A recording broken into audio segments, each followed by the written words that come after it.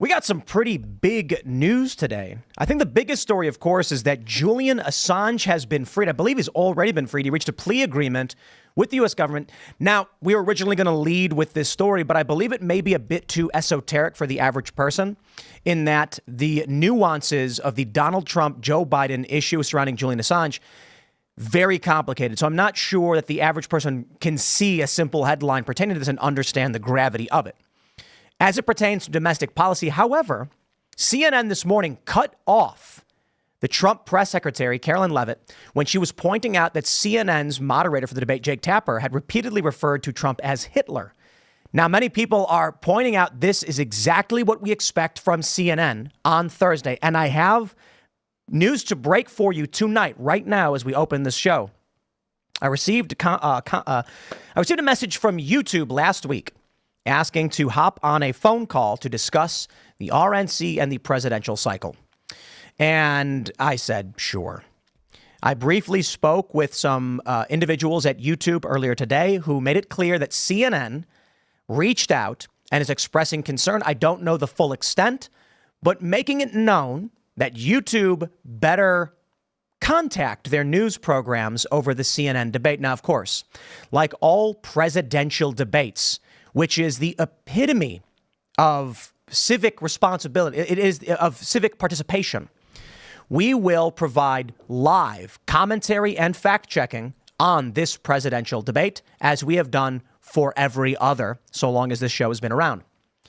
In a show of good faith, YouTube asked me to reach out to CNN to see if there was anything that they would be looking for in this regard, because apparently they are asking other networks who are doing the exact same thing to abide by certain restrictions. And I said, okay, I'll reach out. To which the immediate response was something along the lines of confirming we will not allow anyone on YouTube to use this outside of, CNN granting certain platforms, basically saying you can't do this. And my response immediately was commentary on presidential debates is the epitome of fair use. Hope that helps. This Thursday will be particularly interesting. I think that news is big. I can't really put that succinctly in 80 characters for a YouTube headline, but this is massive. That CNN is pulling this move. We saw something similar that Fox News had done. Fox had filed several takedowns on various shows, including ours, but they abandoned their copyright claims because this is unquestionably fair use. We have the two people running for the president of this country, one of them the current president, and we're going to fact check and we're going to comment and we are going to call them out in real time. If we can't do that, if no one else can, then that's severely limiting civic participation, and it's allowing a biased network that in the past has likened Trump to Hitler to control who can and cannot fact check this man. And as we know, with special rules for this debate, they are seeking to control that narrative. And I believe that is exactly why they reached out to YouTube and why YouTube reached out to me, because they don't want anyone to break their narrative. That's the dirty game they're playing. It's going to be a fun Thursday. But in the meantime, we'll talk about the news that we have now, which is Julian Assange, massive news. And I'm really excited to get into this with you guys. And then we have Russia threatening retaliation over what they are calling U.S. strikes on Crimea. The U.S. is saying, hey, we don't have nothing to do with it. That's Ukraine. But you think Russia cares? So, all right, now that we've gotten all that big news out of the way, head over to castbrew.com. Buy our coffee. We got a couple. We're working on a couple new special blends, and we've got Alex Stein. He'll be joining us this week, so we'll kick off the official Ian versus Alex Stein's coffee contest. We have the promo codes Vote Ian and Vote Alex, which work on either of the coffee blends, blends that are available. If you buy Alex coffee and vote Alex, you'll get another bag half off. And if you buy Ian's coffee and use promo code Vote Ian, you will get another bag half off. You can buy them both or whatever you want. And then we're gonna see what happens. But support Cast Brew. When you buy from Cast Brew, you're supporting Timcast. This is our coffee company, and we're working on the coffee shop. Also, head over to timcast.com, click Join Us, become a member, because we need your support to keep the show going. And you'll get access to the Discord server, as well as the uncensored members call-in show coming up tonight at 10 p.m. But also, I just want to say this election season, this Thursday it's the tee off, it is the kickoff, it is the beginning. We're already getting the veiled legal threats of, don't defy our narrative. So I have to imagine if you thought 2020 was crazy, we knew this was going to get crazy. If you want to support our work and make sure we can do what we need to do, go to timcast.com, click join us, sign up to become a member, and help out, because I can't predict what's going to happen.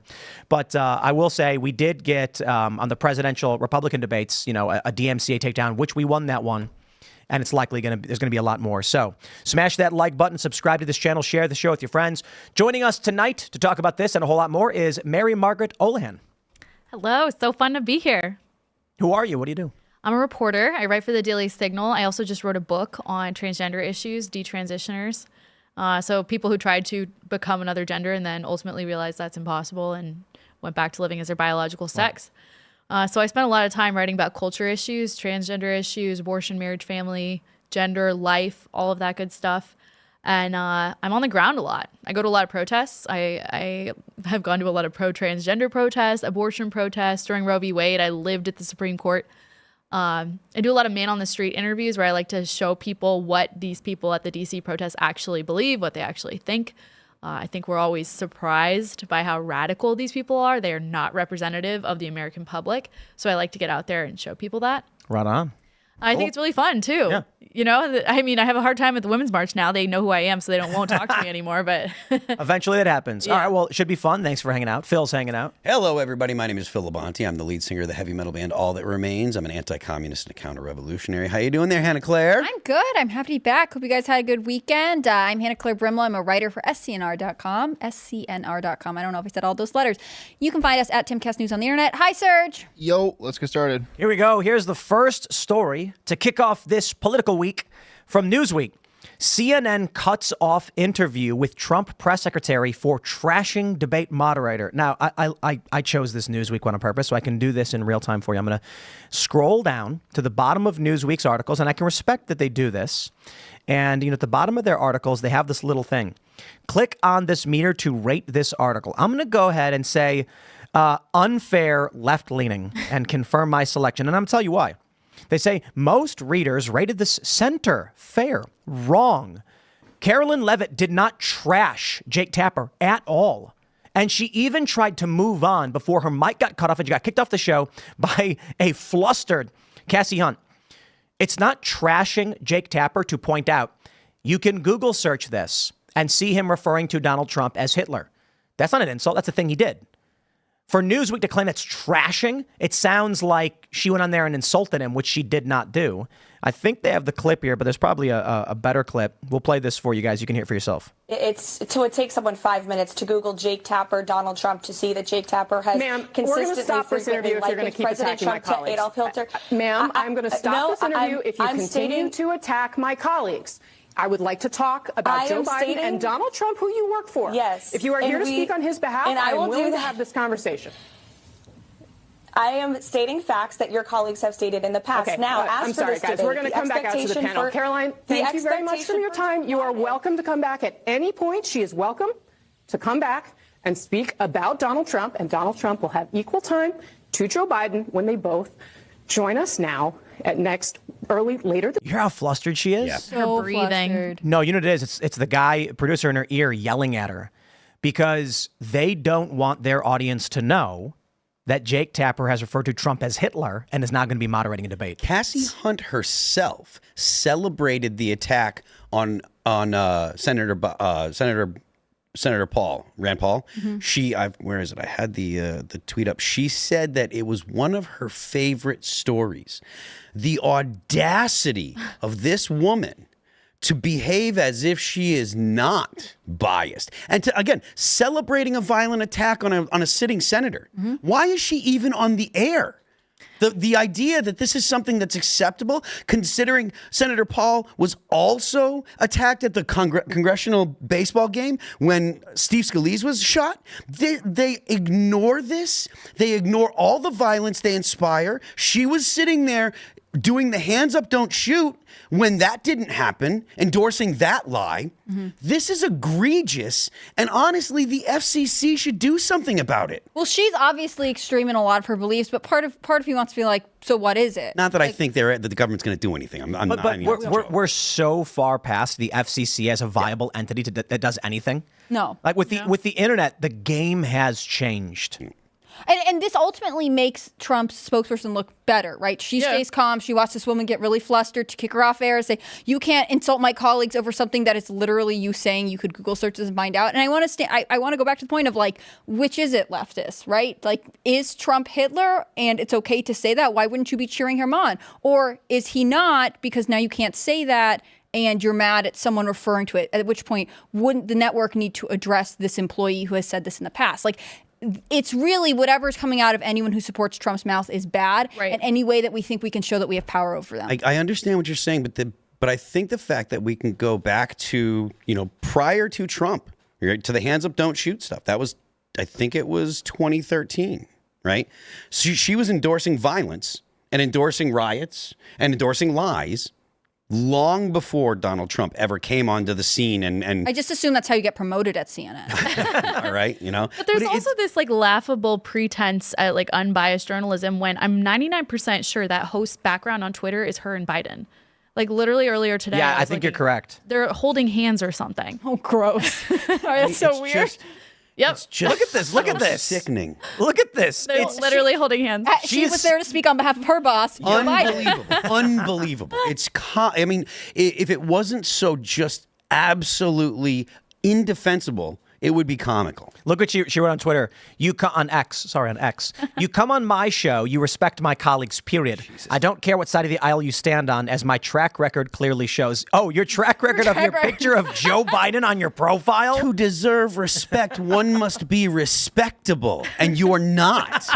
Also, she wasn't insulting her. She's saying, hey, your colleague said something controversial. Yeah, but Caroline Levitt tried to move on from this. Yes. She said, I was just stating a thing your people, your staff has said. Now, anyway, and she's like, nope, shut her down. Mm-hmm. I bet what people need to understand about all of these cable hosts is they got an earpiece in. And they'll be talking, and then the earpiece guy will be like, start talking about this, that, and otherwise. Mm-hmm. And they go, okay. She gets really flustered, and she's like, well, when we see the debate now, this Thursday, she's lost. She's getting yelled at in her earpiece, and they're like, get her off now. Yeah.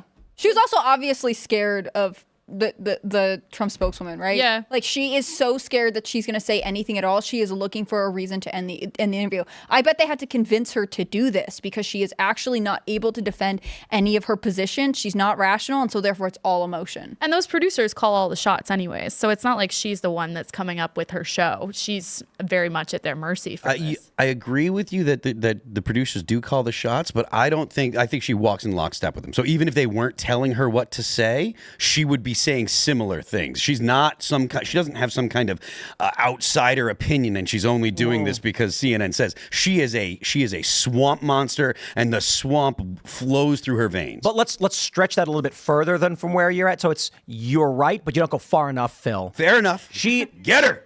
I believe they're actually holding her back. I believe that her producers in this instance were like, no, don't let them talk bad about our staff. But I'm willing to bet that on her show, she's just like, you know that meme where the dude's in the classroom and he's like at the vein bulging in his forehead? Yeah. That's her with trying to praise Joe Biden. And the guy in her earpiece going, Cassie, don't do it. Don't do it. Don't. Oh, okay, good. I mean, just like the header on her own it's a Twitter, picture of her shaking Joe Biden's hand. It's literally endorsing a president, and we're supposed to take you seriously? This is laughable. You're a clown. She is a credible, non-biased news source, obviously. But what are we going to expect with the debate now? Does anybody really expect? We got a super chat already from someone being like, if no audience, mics are cut off, it's going to be edited. Oh yeah. Yeah, for sure. Yeah, absolutely. They're gonna do the debate. We're gonna assume it's live. Trump's going to assume it's live, and then they're going to wait an hour and then put it up with cuts. Right. I don't mean that literally. I'm being facetious, but you get my point. And they can cut him off whenever they want, which is, I mean, we already knew they were going to do that. I saw Steve Bannon saying earlier today that Trump should not agree to do the debate now unless CNN apologizes. But Caroline was saying on Twitter they're going to do it anyways, or X. I think it's funny, too, because now it's like, are the CNN moderators going to be like, hey, you're not allowed to talk badly about things. So somebody cut the cameras. Of course they are. If he's uncharitable, do we cut the mics? Like 100%. Also, like, grow up. Like, you go say to your colleague, like, I tried to defend you the best I could. No, you just had like a hissy fit on air Right. and made it obvious that you can't do your own job. Well, and also she wasn't actually she wasn't saying horrible things about Tapper. She was saying what he had said, which I think is also like, that's just factual. She's just saying facts. Here's what I think. When they got rid of Jeff Zucker, okay, he's this reality TV guy. He was the Apprentice guy, wasn't he? Like, isn't he the guy behind Apprentice? I wouldn't know. Jeff Zucker. Look that up for me. Yeah. I'm pretty sure. So he turned CNN into reality TV, WWE news. It's like just garbage. Yeah. They are trying desperately to get away from that. And so I think they're trying to, like, the reason they booted her is because they're like, no, don't let her say that we did that, because we did, and we're terrified of what people are going to think. You know what their key demo was last Friday? Their key demo ratings. Let's play this game. I saw it, like, you saw. Wait. Don't say anything. Don't say anything. It was bad. I don't know. How many viewers do you think CNN got last Friday? Prime time key demo. I don't know. What's your guess? I don't pay attention to their numbers normally. Well, just like what do you think? Like 30,000 people. Well, that was a. That's it. Well, it's a little low. Ever in life. So I mean, most people, like Big Bang Theory, they used to say it gets like 20 million viewers. Yeah. So what would CNN, the most trusted name in news, be getting in their key demographic? I think at 9 p.m. they got 49,000. Dude, I could make a video. You're close. To be fair, we talk about this sometimes. Guys, like I need you to understand how crazy this is. That CNN only got 59,000 in the key demo last week. Right. Okay, on Friday. Okay, so Friday's a little bit lower, but even earlier in the day, like 5 p.m., which 5 p.m. Friday is not a bad time. It's actually a good time because people are at home. They put on the news. It was like 70. Okay, to put that into frame or whatever the word is, I'm going to go into my Instagram. And I'm going to look up a picture I posted of a cat. And where is my cat video? Where's my cat? Oh, there it is. And how many views does this have? Okay, maybe I should just do this on the actual. All right. I posted a cat. It's one of the funniest videos I've ever seen, so I reposted it. And let's see how many views the cat has. 161,000. Oh, my gosh. That's 160. I'm going to play. No, I can't do it. It's for tomorrow. So I saw this meme. And it's this cat with his eyes half closed and his mouth hanging open, and it says, "When you've already given your all, and it's only Tuesday," and it's singing that song. It's singing this really sad song, and the cat's just like zoned out, and it's hilarious. So I posted 161,000 views just on that. Okay, now some people might be saying that's not fair though. Everybody loves sharing cat entertainment humor. You can't compete with news on that. Okay, dude, I can go onto my Instagram and look at tons of singular clips that have 64,000, 70,000, 24,000. Serge is passing me notes. 100,000. Here's a clip. It's just a picture of my face. 181,000. CNN can't get that in the key demo. Now, to be fair, in the older age bracket, they're getting, I think, 400,000. Okay, well, that's fair. That's a lot of views. But that means CNN won't exist in 10 years. Yeah. That's it. Maybe that's good, though, right? Like, it is good. Look, CNN, you've had a good run, but if your moderators are throwing people off because they can't handle somebody pointing out something one of their colleagues said in the past, I'm sorry, like, you don't have a very tough team here. I've been paying attention to Caitlin Collins' show because I find it fascinating. They brought her in to be like the straight news, like nighttime show. And she has on a lot of these culture wars guests that I've like written about. So I'm like, okay, she got a good guess. She's not straight at all.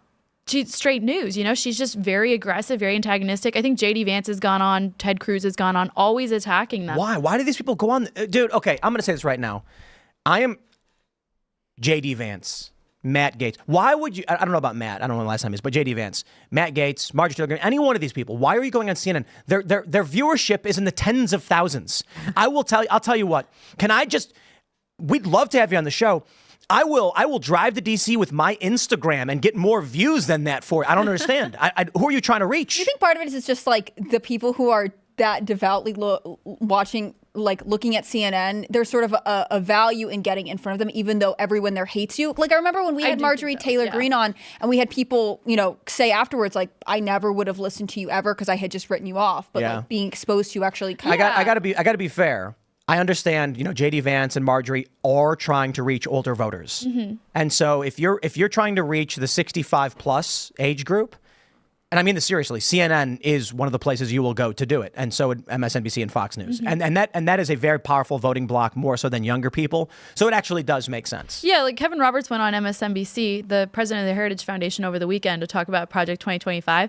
I feel like he got in front of so many eyes that would never have even known who he was. And that's definitely valuable. And there's a value, especially with like Project 2025, with this thing that like the left-wing media is treating like the boogeyman, right? Yeah, well, that was really interesting because when they were talking about an illegal alien who murdered a child, they got offended that one of the other guests referred to the murderer as an illegal alien. Yeah. And they're like, well, we don't say that here. And that's what people need to see. Yeah. And he said, no, they're illegal aliens. Like, that's a legal term. Like, he wasn't insulting the person. He's like, they're illegal aliens. I don't know, what do you mean? Yeah. Let's do this. Let's advance to, I talked about this a bit in the opening, but I want to show you this tweet from me. This is breaking news. I was hoping someone else had written about it before, but I tweeted this. CNN is now threatening any social channels that provide commentary on the debate, stating they will not allow the use outside of CNN. I said, commentary on a presidential debate is the epitome of fair use, and we fully intend to provide insight and real-time fact-checking Thursday live. So I'll recap the story for you guys that missed it. Earlier, last week, I received a message from YouTube, from a YouTube representative, saying they would like to speak with me on the phone about upcoming election season, to which I said, of course, we set a meeting. Earlier today, I had the phone call in which they said, in a manner of speaking, I'll paraphrase, that CNN had reached out to them because they know, you have tens of thousands of YouTube channels that do fact-checking and commentary on presidential debates. One of the issues, they said, is that this is not a Commission on Presidential Debates debate.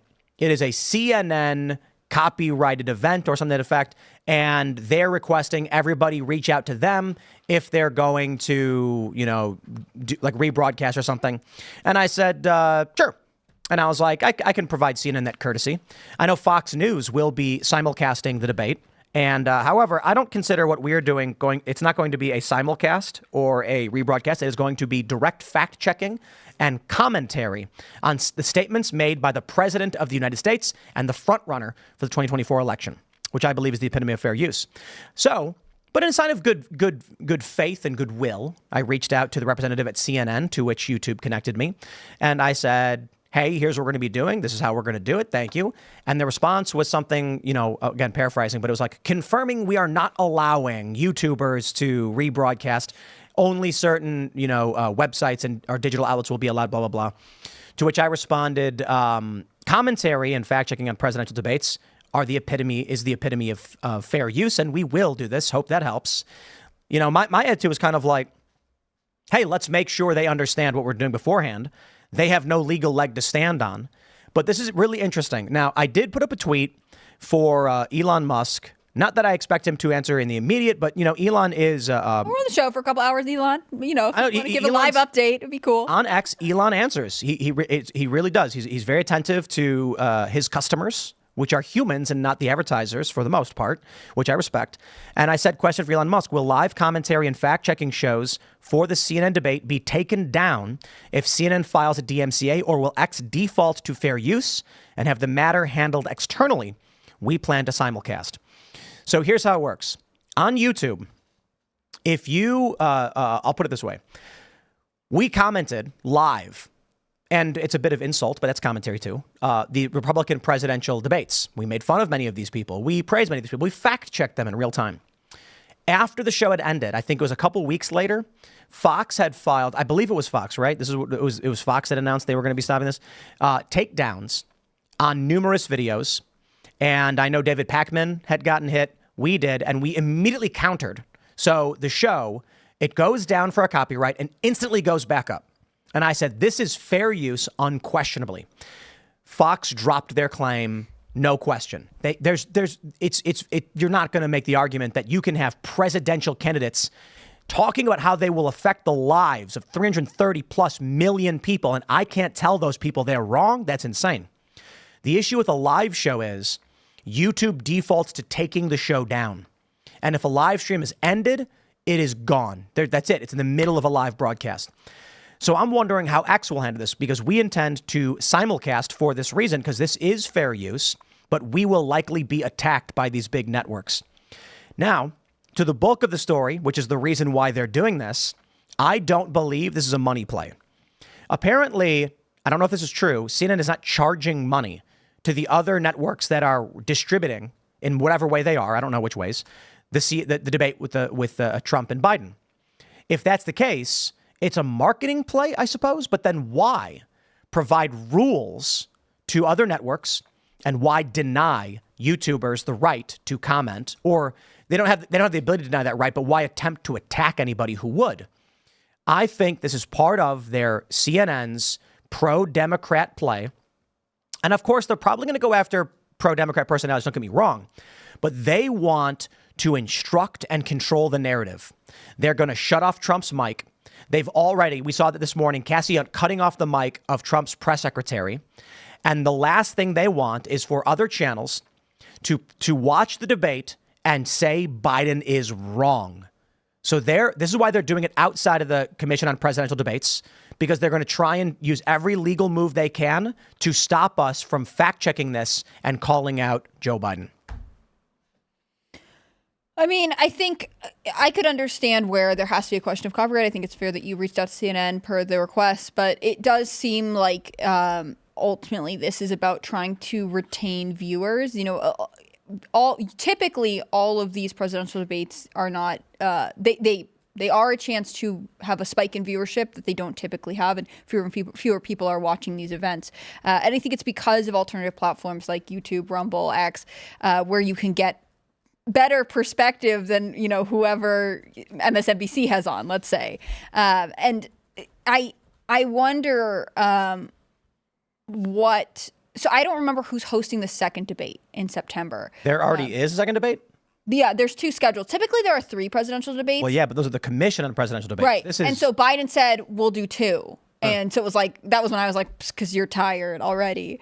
But you're tired thinking about it. So there should be one in September. I don't remember if there's which network is hosting, but there is a level for Trump of like, let's just get the CNN one out of the way, right? Like, he is better in debate anyways, and the campaign is going in knowing that maybe the mainstream platform that dislikes them more is first, knowing that a lot of their support is online, really. It could be both, though, right? Like, there's this attempt to retain viewers, but also this attempt to shut down alternative viewpoints. Their competition about it, yeah. Well, and even more than competition, you know, I think some of the most popular YouTubers are going to be talking about this in ways that CNN wouldn't want. Yeah, I don't get the sense that this is about viewership so much as it's about controlling narrative. I really don't think that CNN has as much concern with viewership as they do with access. Because if they have access to the presidency, if they have access to the administration, if they have access to the bureaucracy, money doesn't matter. How much? Good. How much do you want to bet the Democrats reached out to CNN and said, we will do the CNN debate outside of the commission, but we expect you to control copyright? There would be zero surprise. They absolutely had a whole list of rules like that. Well, we even know they did, right? With the rules for how Biden would go about it and what would be allowed and what wouldn't. But I think we should. I really do want to focus on the access part. Like, this isn't about whether or not CNN is going to have the viewers that the viewership that alternative sources would have or their competition would. This is about making sure that the narrative that gets to the normies, the independent voters, the people that are undecided. This is about making sure that the narrative that they hear is the one that CNN wants. Mm-hmm. We saw already Snopes just came out recently talking about how the Very Fine People hoax was actually a hoax. If you go to Snopes now, it says says that it was a hoax, and they're listing it as false. Now, this is a big deal, and the administration knows it. The people that are in positions of power that do control the narrative or have a strong desire to control the narrative that the average normie hears. They are extremely motivated, not monetarily, but definitely by power and access, to continue to support the narrative that is set forth by the administration. Right, and the administration, I mean, we saw this from Axios last week. They consider this election to be on a viral battlefield, right? Because of all these videos of Biden having gas and similar around and looking old. I think ultimately the big fear of the Biden-Harris campaign and therefore the DNC is that alternative media will immediately clip any sort of gaffe and get it out faster. So if we're allowed to rebroadcast it, it means that it basically continues this idea that like it's actually Trump supporters who are able to make things go viral and not the Democrats. And so therefore having it rebroadcast, it makes it that much more likely that any issue Biden had gets there faster. If you're not allowed to rebroadcast it, you have to wait for, them to release it in some way. Then probably they wouldn't release anything that was unflattering to Biden, or at least they would hold it for as long as possible. What Fox did last time was different, right? Because I remember, in terms of sharing clips of the debate, we were having concerns about doing that from a media perspective. Fox's situation was different, right? Well, Fox had said something like, you are not allowed to rebroadcast or whatever. But there's a big difference between this is what they do, right? They're going to say, you better not rebroadcast. And it's like, don't worry, we won't. We're fact checking and commenting, which is fair use. So thank you and have a nice day. Yeah. It's wholly transformative. It's public commentary. It's public participation. That's why Fox backed down in the end. Look, if somebody launches a YouTube stream which just clones CNN's broadcast without any commentary or anything, fine. I mean, that's just taking their stream. I respect that. But what they're trying to do is prevent people from calling out politicians by trying to associate the two as being the same. Yeah. Oh, you're rebroadcasting. No, we're providing commentary and criticism. Outright fact checking. Like, that is the utmost importance, because I guarantee you, they're not going to fact check Biden on that stage. No. If Donald Trump says Joe Biden cut a deal with the president of Ukraine to fire a prosecutor in exchange for $1 billion in loan guarantees, it just so happened that prosecutor was investigating a company where his son worked, they're going to say, cut his mic. Yeah. We're going to say, here's the video proving it. I already have images of Trump literally just like us watching while he says things with no audio. I feel like that's going to be half of the debate. Yeah, I mean, they're going to be cutting him off. They're going to be doing. I mean, they're going to do the same thing that they did to. I believe they did it to Romney, where they were saying that I forget who it was that made the remark, but it was during one of the debates, and they were, countering what Romney said, and they were wrong. Right? CNN was incorrect. They said, no, this is not true. Something about that Mitt Romney said. And I wish that I remember the specifics. But they do this. Like, this is the norm nowadays. And it's been normal for 15 years now, since Barack Obama.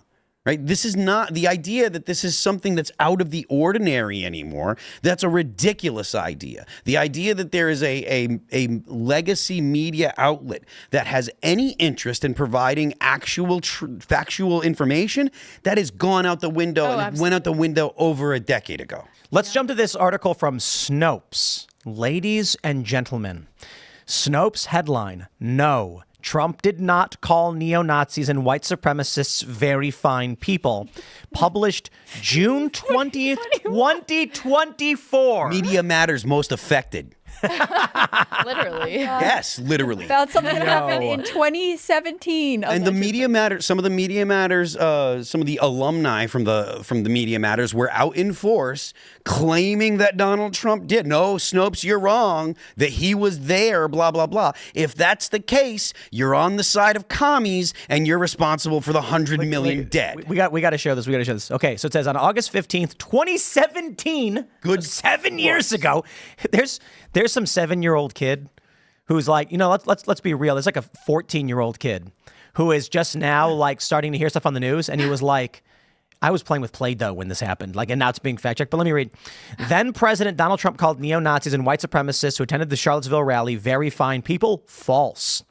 In a news conference after the rally protesting the planned removal of a Confederate statue, Trump did say they were very fine people on both sides, referring to the protesters and the counter-protesters. He said in the same statement that he wasn't talking about neo-Nazis and white nationalists, who he said should be condemned totally, Editor's note. Oh, boy. Some readers have raised the objection that this fact check appears to assume Trump was correct in stating that there were very fine people on both sides of the Charlottesville incident. That is not the case. This fact check aimed to confirm what Trump actually said, not whether what he said was true or false. What? For the record, virtually every source that covered the Unite the Right debacle concluded that it was conceived of, led by, and attended by white supremacists, and that therefore Trump was wrong. This is an opinion statement. This is the most nonsensical thing. When Trump says there are very fine people on both sides, it's an opinion statement. You can't be right or wrong. I mean, like, you can have bad opinions, but there is no true or false in the opinion statement. It's, do you agree with Trump's assessment of fine or not? Now, the reality was Trump was correct. There's like a video of a little old lady. She's not a nasty person or a neo-Nazi or anything like that. She's just some little old lady who heard they were going to tear down her statue and she didn't want it to happen. There's a bunch of people like that. They're very fine people. That's it. Now, the neo-Nazis and the white nationalists, of course, they're not. They were there and they intended on violence just like, and not every single one, don't get me wrong, but many of them intended on violence and brought weapons for that matter. I think there's a video of one guy shooting at another guy. So not a good thing in any respect. But it's like Trump gives opinion on people he saw. He's wrong. Well, he's not allowed to have opinions because all of his opinions are bad and wrong. It's literally just if it is not useful for the narrative that the left wants to portray. No, it's not. And I think what's crazy is there's no need for that editor's note. Snopes doesn't have the cojones to just own their fact check. Like your fact check is just facts. You shouldn't have to. It's them saying that's cowardice. We don't like Donald Trump either. Yeah. We don't like him either. We had to say this thing, but we're still on your side, guys. Yeah, That's the state of journalism now, where you can't even say they report the facts and they're like, we're so sorry that we had to tell you this. We're sorry that the truth. We're sorry the truth doesn't align with your attempts to manipulate. But listen, the left says Trump is still a bad guy. The left doesn't use language in a way to communicate. They use language to manipulate. Yes. That is the point of language to the left. They believe that words contain power and that to use words is to try to exercise power. They don't believe that that you can possibly have an honest conversation. They don't believe that anyone can have come to a disagreement from a charitable place. It is all about manipulation. It is all about power, which is why the left is where the crazy people go. The psychopaths go there because they welcome manipulative people. Everything is a euphemism. And, I'm a reporter, so I know, I get all the oppo from the right? I see how the right wants to frame things. I know that on the left, when all this happens, let's say, on the gender affirming care note, the euphemism that they use for trans surgeries, hormones, and puberty blockers, I know they all get on press calls and they're told, don't say this, say this. Yeah. Which the right doesn't really do, actually. The right is terrible at messaging. I got to tell you, I am outraged at Donald Trump over this. I am furious. I don't know if I can support the man. The idea that he would refer to Antifa as very fine people is shocking, and it is shocking to the conscience of this country. I'm kidding. I will vote for Donald Trump. But you get my point. When Trump said there were very fine people on both sides, the media's reaction wasn't, oh, you called communists fine people? How could you, Trump? No, they were like Nazis. It's like, well, there were communists there, too. And I regard the communists and the Nazis very similarly as same bad. Garbage. Same garbage. Just as murderous, same garbage. The commies get away with more murder because they actually wrap it up in a nice sounding package. The Nazis sound bad. Well, I think it's true. And I think another reason why commies get a free pass is because the commies actually helped us stop the Nazis. Yeah. And so they did the dying. They did the dying. We supplied the machines. They did the dying. And Bro, you know what? The Soviet strategy in World War II was literally the Zap Brannigan strategy of sending wave after wave of your own men until you overload the kill counters on the kill bots. That was the same strategy the Chinese used in the Korean War. They just sent wave after wave after wave of Chinese people. And some of the guys that were going after the Americans, they were going into the field without weapons because they knew there were comrades that were dead, and they were told to pick up a rifle when you get to the front line. There will be dead men, there will be ammo, there will be rifles. They just kept sending wave after wave. That's what communists do because they don't value life, because they don't believe that human beings are valuable. They believe that human beings are cogs in a wheel. There's a Hegelian, an idea that Hegel came up with, that history uses people and casts them aside so the deaths don't matter, just so long as you're forwarding the the march of history. They believe in a historicism. They believe that there is a goal for humanity, which is the communist utopia. And it doesn't matter how many people die if you get to the utopia, because they're going to die anyways. It doesn't matter. You're going to die anyways. There's no God. There's no afterlife. You're just a cog. You're just a step along the way to the perfected human civilization. Is March of History the name of your new album? No, stop it. But it is actually something that is it's something very positive, and I don't believe in a march. I do think it's a very interesting point, though, and something you should keep in mind. The media is never outraged at Antifa. They are never. Was it Chris Cuomo, I believe, defended violent protests? Who says protests have to be peaceful? And then that dude eating the ramen had that viral video where he's like, "It's right there in the First Amendment. Amazing. It says peaceably assemble." But this is what the media does because the media is aligned with Antifa. Yeah, and then when a pro-life grandma prays outside an abortion clinic and begs someone not to abort their baby, she goes to jail. I can't even, I can barely stay seated when I hear that garbage. That is insane. The idea that you can't protest because it is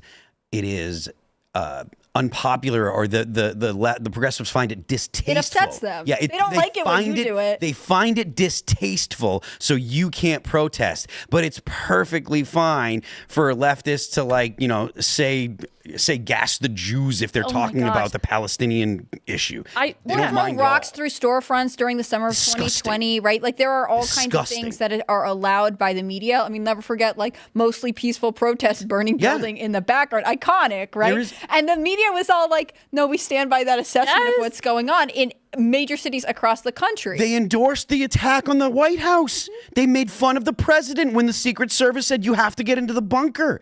It is absolute. They are totally anti-American. They don't like our government system. You listen to the left, they want to get rid of the Supreme Court or expand it because they don't like the results they get. They want to get rid of the Senate because they don't like the results that they get. They want to get rid of the Electoral College because they don't like the results they get. The whole point, the whole agenda of the left has places zero value on any of our founding principles, and it is purely about acquiring and exercising power. That's it. When Roe was being overturned 2 years ago, actually, today is the anniversary that Roe was overturned. I was going to these protests at the justices' houses, which there's literally a law that says you cannot protest in front of the home of a justice with an intent to influence or intimidate that justice. It's literally a federal law. And yet they let them do this. Even the day after they arrested that attempted assassination, or the guy that wanted to assassinate Kavanaugh. Yeah. And it was still going on this same day. Well, and has Jane's Revenge or any of those organizations that were involved in doxing the locations of the justices, have they ever faced any kind of consequence? No, I literally talked to the U.S. Marshals. I went in January. They've been protesting for 6 months. It was freezing cold rain. And I asked the U.S. Marshals, why aren't you arresting them? There's literally a law. And they told me that DOJ had told them not to. Listen to the list of things that we have just come up with off the top of our heads that the media has endorsed that are illegal. Straight up, the media supporting illegal activity, up to and including, and granted, the VP is not in the media, but the VP was getting donations to bail out people that were violating property rights and that were destroying things and arsonists. Yeah. The idea of the rule of law has gone out the window. It is imaginary. But they're the ones saying, I wrote something about this today, but Maxine Water was alluding to all the violence that would happen if Trump is reelected. They're saying, no, it's them, even though it's actually them. When Maxine Waters was straight up the one that said, don't let them alone, go after them. The cabinet members. She literally said that. We're going to go from the street level straight up to the highest level of political backroom deals. We have this from NBC News. Ladies and gentlemen, this is major breaking news. This is historic.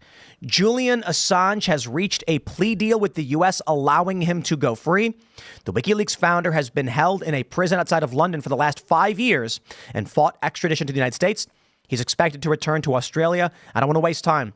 I believe the Biden administration has reached a deal with him, terrified that if Donald Trump becomes president and Julian Assange is still stuck at the behest of the U.S., Trump will get leverage through WikiLeaks information against U.S. intelligence and the Biden administration and other Democrats. That is to say, There's a long story here, but Julian Assange has access to information which is very damaging to the establishment political class in this country, which is Democrats and Republicans. And Donald Trump has been trying to get it. And he tried to get it in his first term and he couldn't. I believe the Biden DOJ cut a deal with Assange so that Trump would not be able to in the event Democrats actually end up losing in November. Let's read.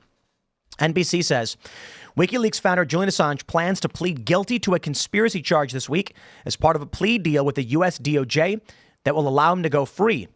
Assange was charged by criminal information, which typically signifies a plea deal, with conspiracy to obtain and disclose national defense information, the documents say.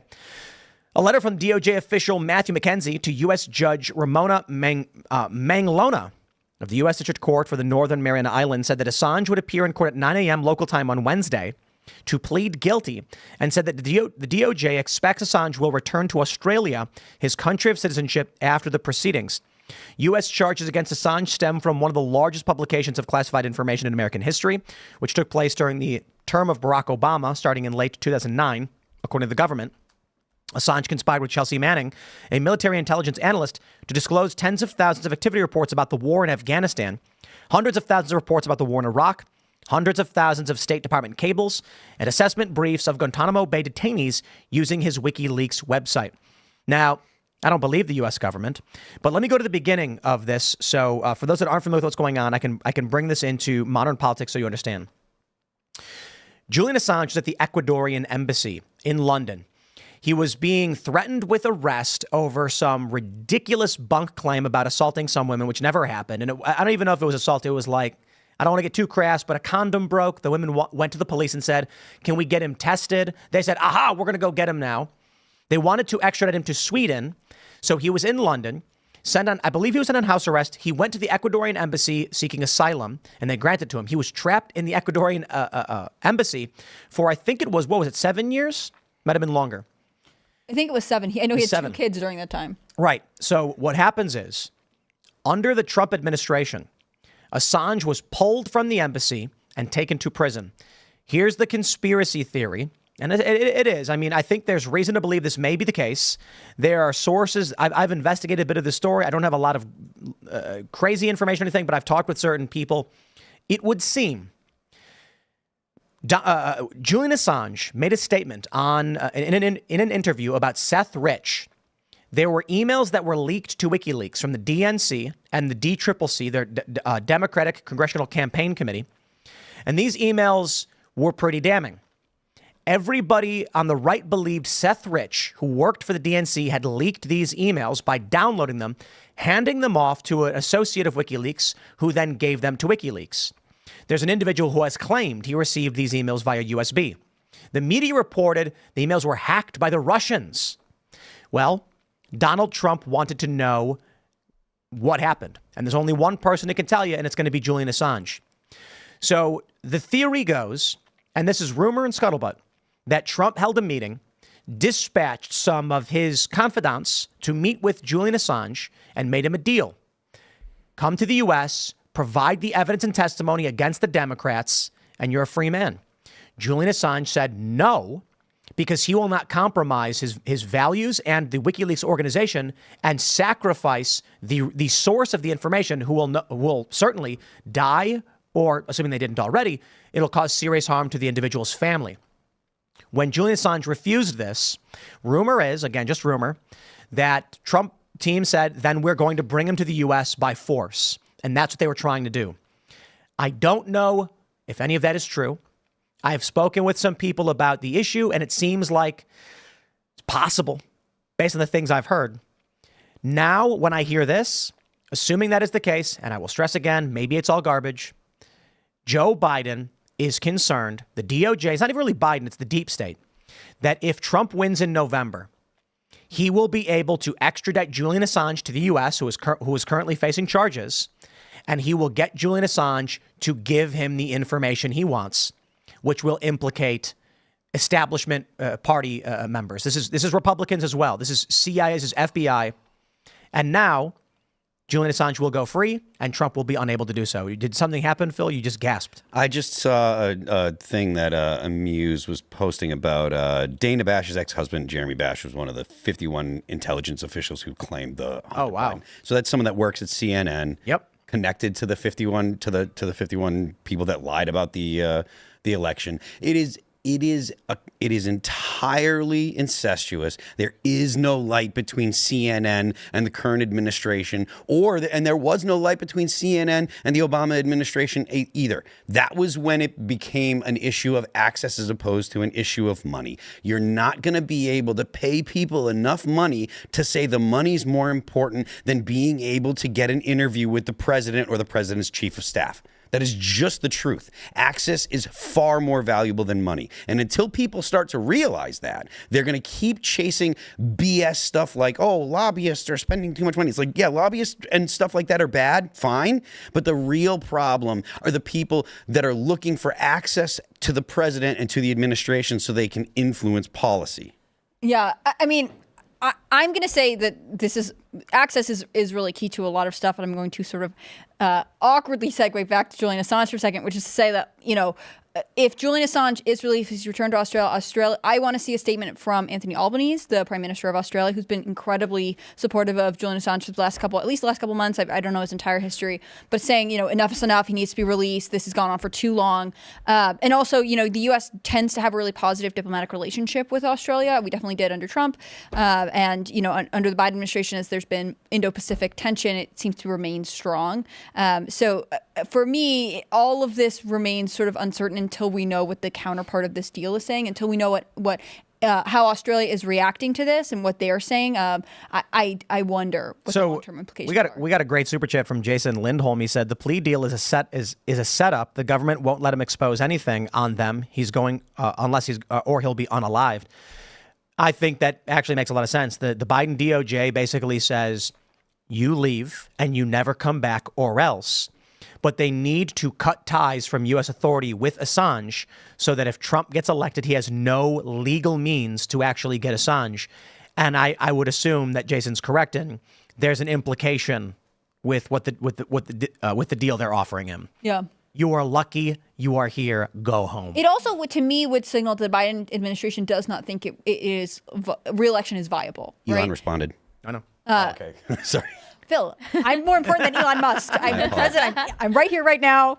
He's busy. He's having tons of children. No, the thing is, I really think that it's sort of a signal that the Biden administration does not think that they will be there in 2025. And that's why they have to deal with this issue right now in the final month. Well, what could be the final months and probably will be the final months of his presidency, because they can't leave a loose end like Julian Assange around if there's any way that Trump would benefit from it. But again, I feel like I can't say anything definitively until we know how the third party in this is reacting, which is actually Australia. Was Australia going to do? Because there's a chance that Australia is like, Donald Trump, Julian Assange is not allowed to go to America to talk to you. Please come visit us and have a conversation with him. I mean, we don't know until his government says how they're going to protect him or anything else. I think one of the big issues too is Julian Assange has had bad health for a long time, and you can't be locked up in a building for that long, like the Ecuadorian embassy. I think he had like a tooth issue at some point. And having just experienced that last week, I just got to tell you, like, everything's fine. And then I woke up at 2 a.m. with pain at like 8, and I had to go to the ER. And the implications of your gums, like if your gums are infected or whatever, it can have really serious long-term consequences for your health. Yeah, Julian was deteriorating. I'm so excited for this. Julian is a journalist. I don't believe the U.S. government's claims against him.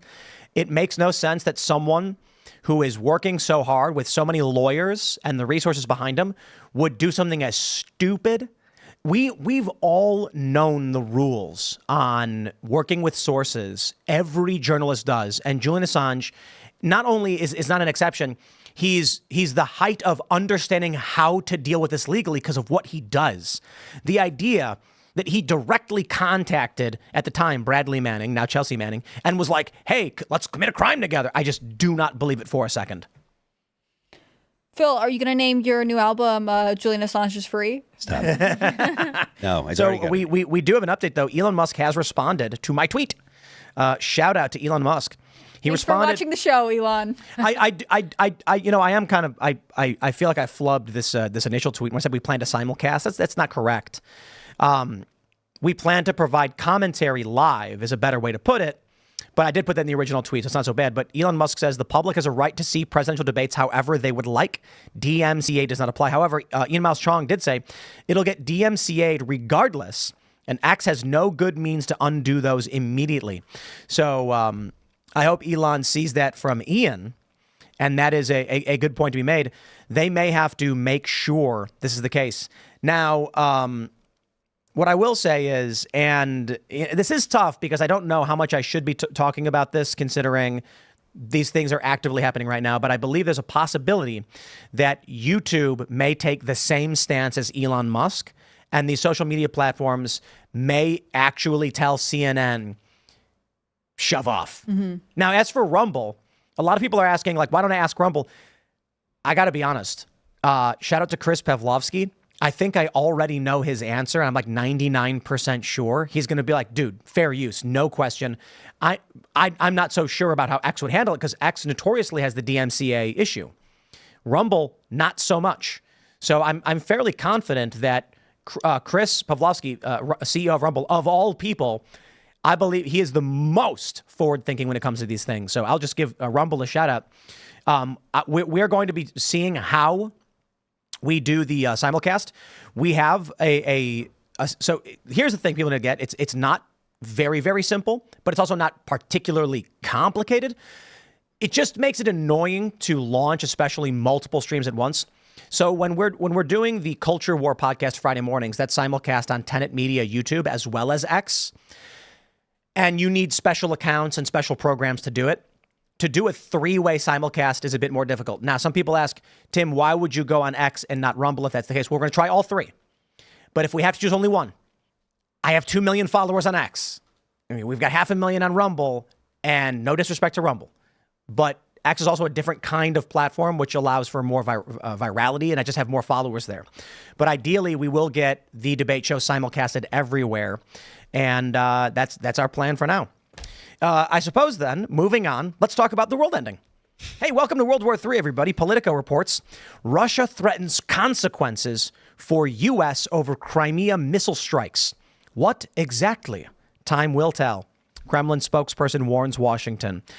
You know, I think it was Elad who was here. I'm not sure. It sounds like something Elad would say when he said they will do nothing. And this was a previous issue because, and again, I think it was Elad.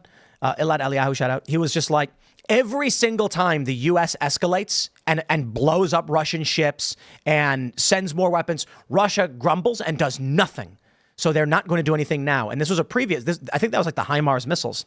Now, this is crazy. Reportedly, civilians were killed. Is that? Yeah, if I understand correctly, right. It's 5. I watched these videos, and it was people on like a beach, and it was, what did they say? Ukrainian forces targeted military radar station in Crimea, used to monitor deep space and handle satellite data. And reportedly, here we go, Russia's defense ministry claims to have intercepted 4 of the missiles. Fragments of a 5th detonated in midair after being struck by air defenses, killing 4 people and injuring 151 on the ground, according to the RIA Novosti report. The U.S. agreed to deliver long-distance ATACMS, ATACMS missiles with a 300-kilometer range to Ukraine early this year, with the White House also agreeing in May to allow Kiev to use detonated weaponry to hit targets inside Russia and on territory claimed by Moscow. Russia's state-owned media outlet TASS reported Monday that the Kremlin has summoned U.S. Ambassador to Moscow, Lynn Tracy, to the foreign ministry in response to the Crimea attack. I'm not sure if it was a lot, but I got to agree with that assessment. At this point, I'm actually not so sure that Russia will do anything. I thought for a while that we would see the use of tactical nuclear weapons. They would not back down. But if your own civilians are blown up by U.S. forces and you say nothing and do nothing, I'm pretty sure the U.S. can steamroll you and you will beg and you will bend your knees. So Russia saying, oh, well, we'll do something about how you killed Russian civilians. Wow. Russia is impotent. I don't know what to say. I don't think that Russia wants to actually get into a direct conflict with the U.S. I don't see how that benefits them. Russia's got the upper hand in Ukraine. They likely are not going to be giving back any of the territory that they've taken in the long run. The U.S. will likely still continue to do its best to drain Russia by sending money over to Ukraine. I wish they'd stop, but I'm only You're the messenger here. Yeah, I'm only saying what seems likely, not what I desire. But it's likely that the United States is going to continue to send money to Russia or to Ukraine to kill Russians because Russians are dying and Russia's expending money and they're expending weapons and et cetera.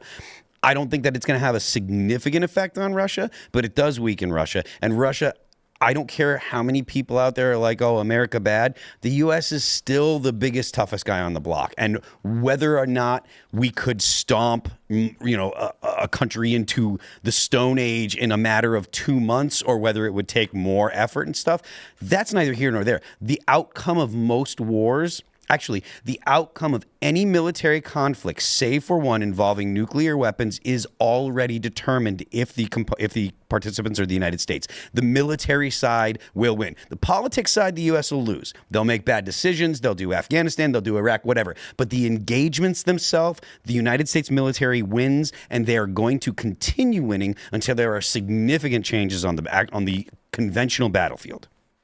I'm just confused by his phrasing, and I'm no foreign policy buff in the extreme. But what exactly time will tell?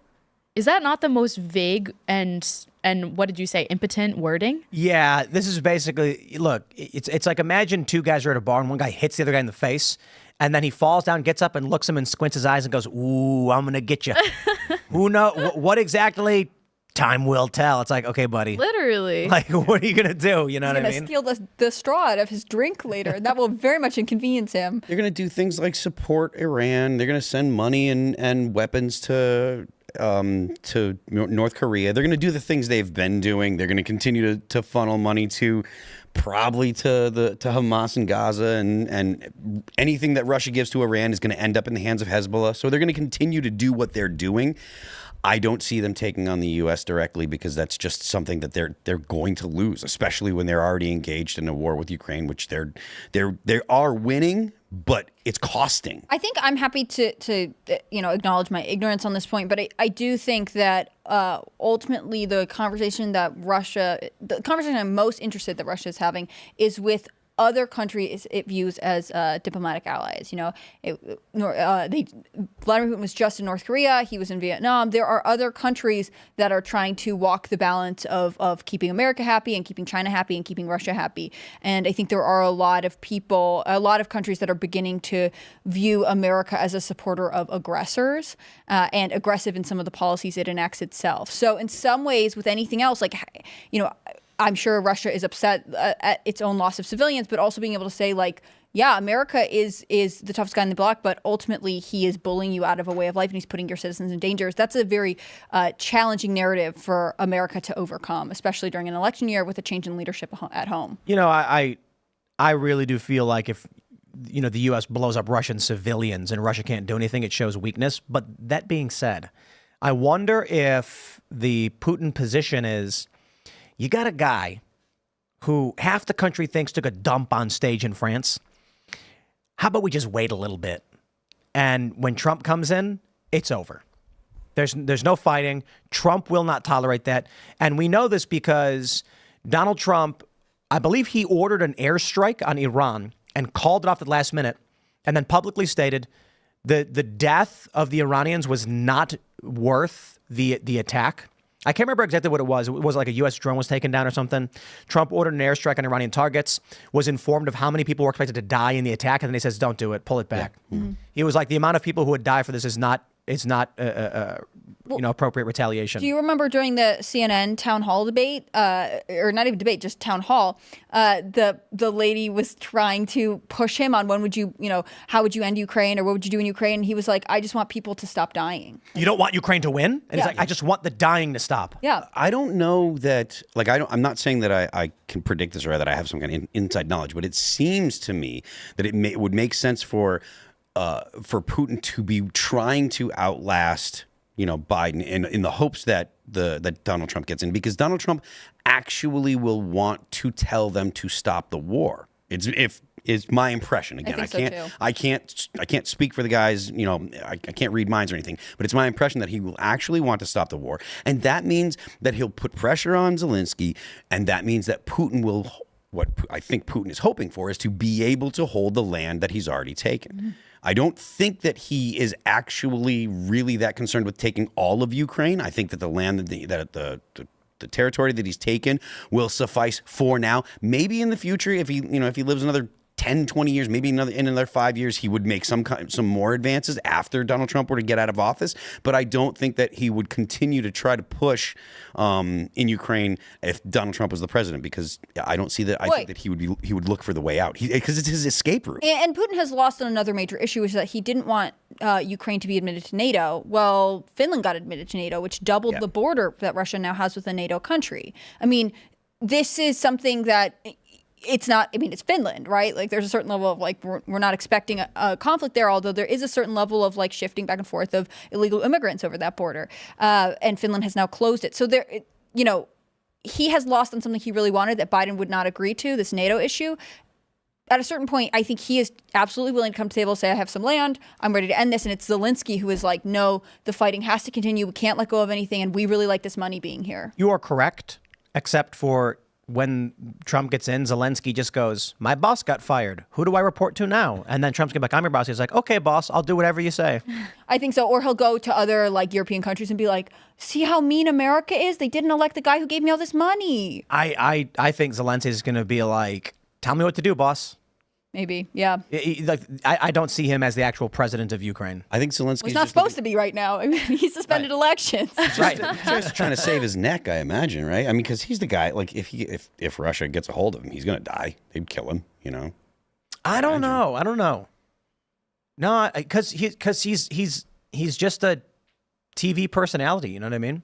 Like, he's the guy who literally played the president on a TV show in Ukraine, for real, and they elected him.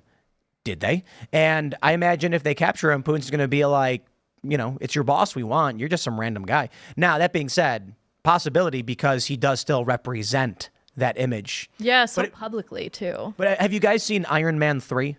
Yeah. Yeah, it's like that, right? The Mandarin is played by Ben Kingsley.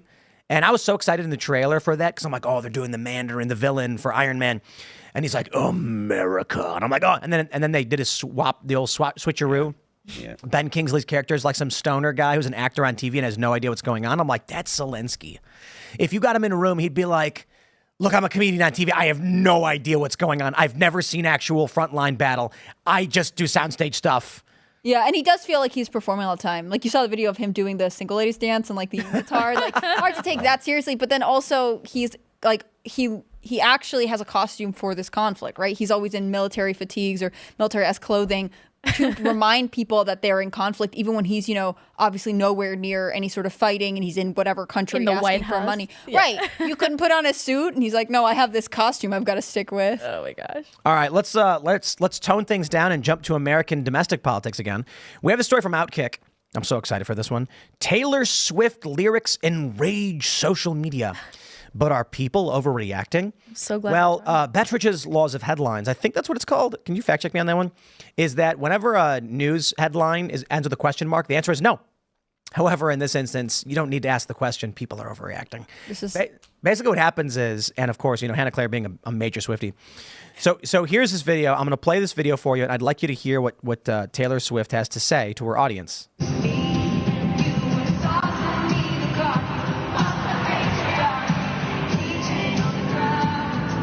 Did you guys hear that? Yeah. Yeah.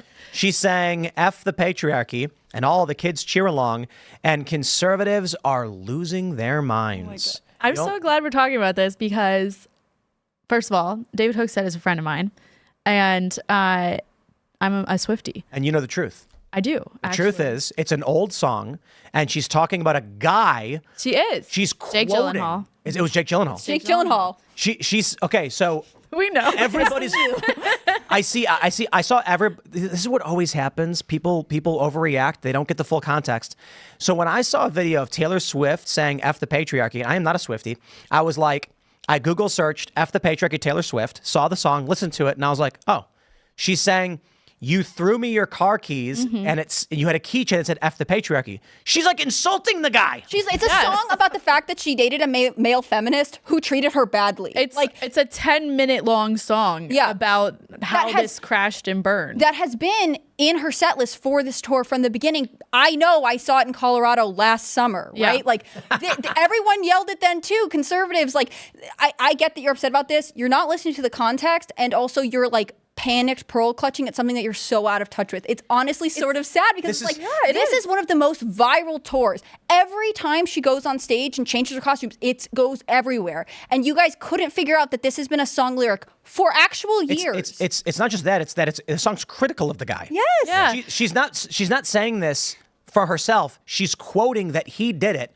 Right. She's condescending to the guy. Imagine if like Charlie Kirk got on stage and then started yelling, you got people who are saying it's not enough to not be racist. We got to be actively anti-racist. And then everyone started booing him and posting clips being like, how dare you say that, Charlie? And it's like, what do you, he's saying don't do that. What do you mean? I get frustrated with this whole conversation because, first of all, I would just like to say, I am very conservative. I would never call myself a feminist. I'm very pro-life. You know, I am probably the opposite of everything that Taylor Swift stands for. That being said, I feel like conservatives, especially conservative men, embarrass themselves by their takes on Taylor Swift because what they're trying to do is say, look, she's teaching young women bad things. She's so liberal. We want her to be this paragon of liberalism. And Billionaire capitalist is teaching people bad things. But it's like, actually, if you look at what she sings, she's pretty tame compared to every other female singer out there. And I'm not saying she's a good example for little girls. Like, I don't think little girls should be listening to someone say F the patriarchy. But at the same time, she's just Taylor Swift. She's a megastar. And this song is a 10-minute review of a relationship she had with a male feminist and how it was bad. Like, I'm sorry, conservatives. You should recognize what a win this is. So I think one of the original tweets that went viral is from Mary Morgan of Pop Culture Crisis. I think she needs a Hannah Claire intervention to explain the nuances of Taylor Swift to her. Look, I mean, again, it's funny because that song, you know, it's called All Too Well. It came out back in the day. Then she re-recorded all of her albums. And this one in particular, she made 10 minutes long. She added this part about the keychain or whatever else. Like, it's super old news. People were like, I remember people writing about it back then. Like, oh, she says F the patriarchy in context of this thing. But again, like, it's actually a song about a male feminist who treated her badly. And listen, like, All Too Well is a really well-crafted song. It's actually beautiful.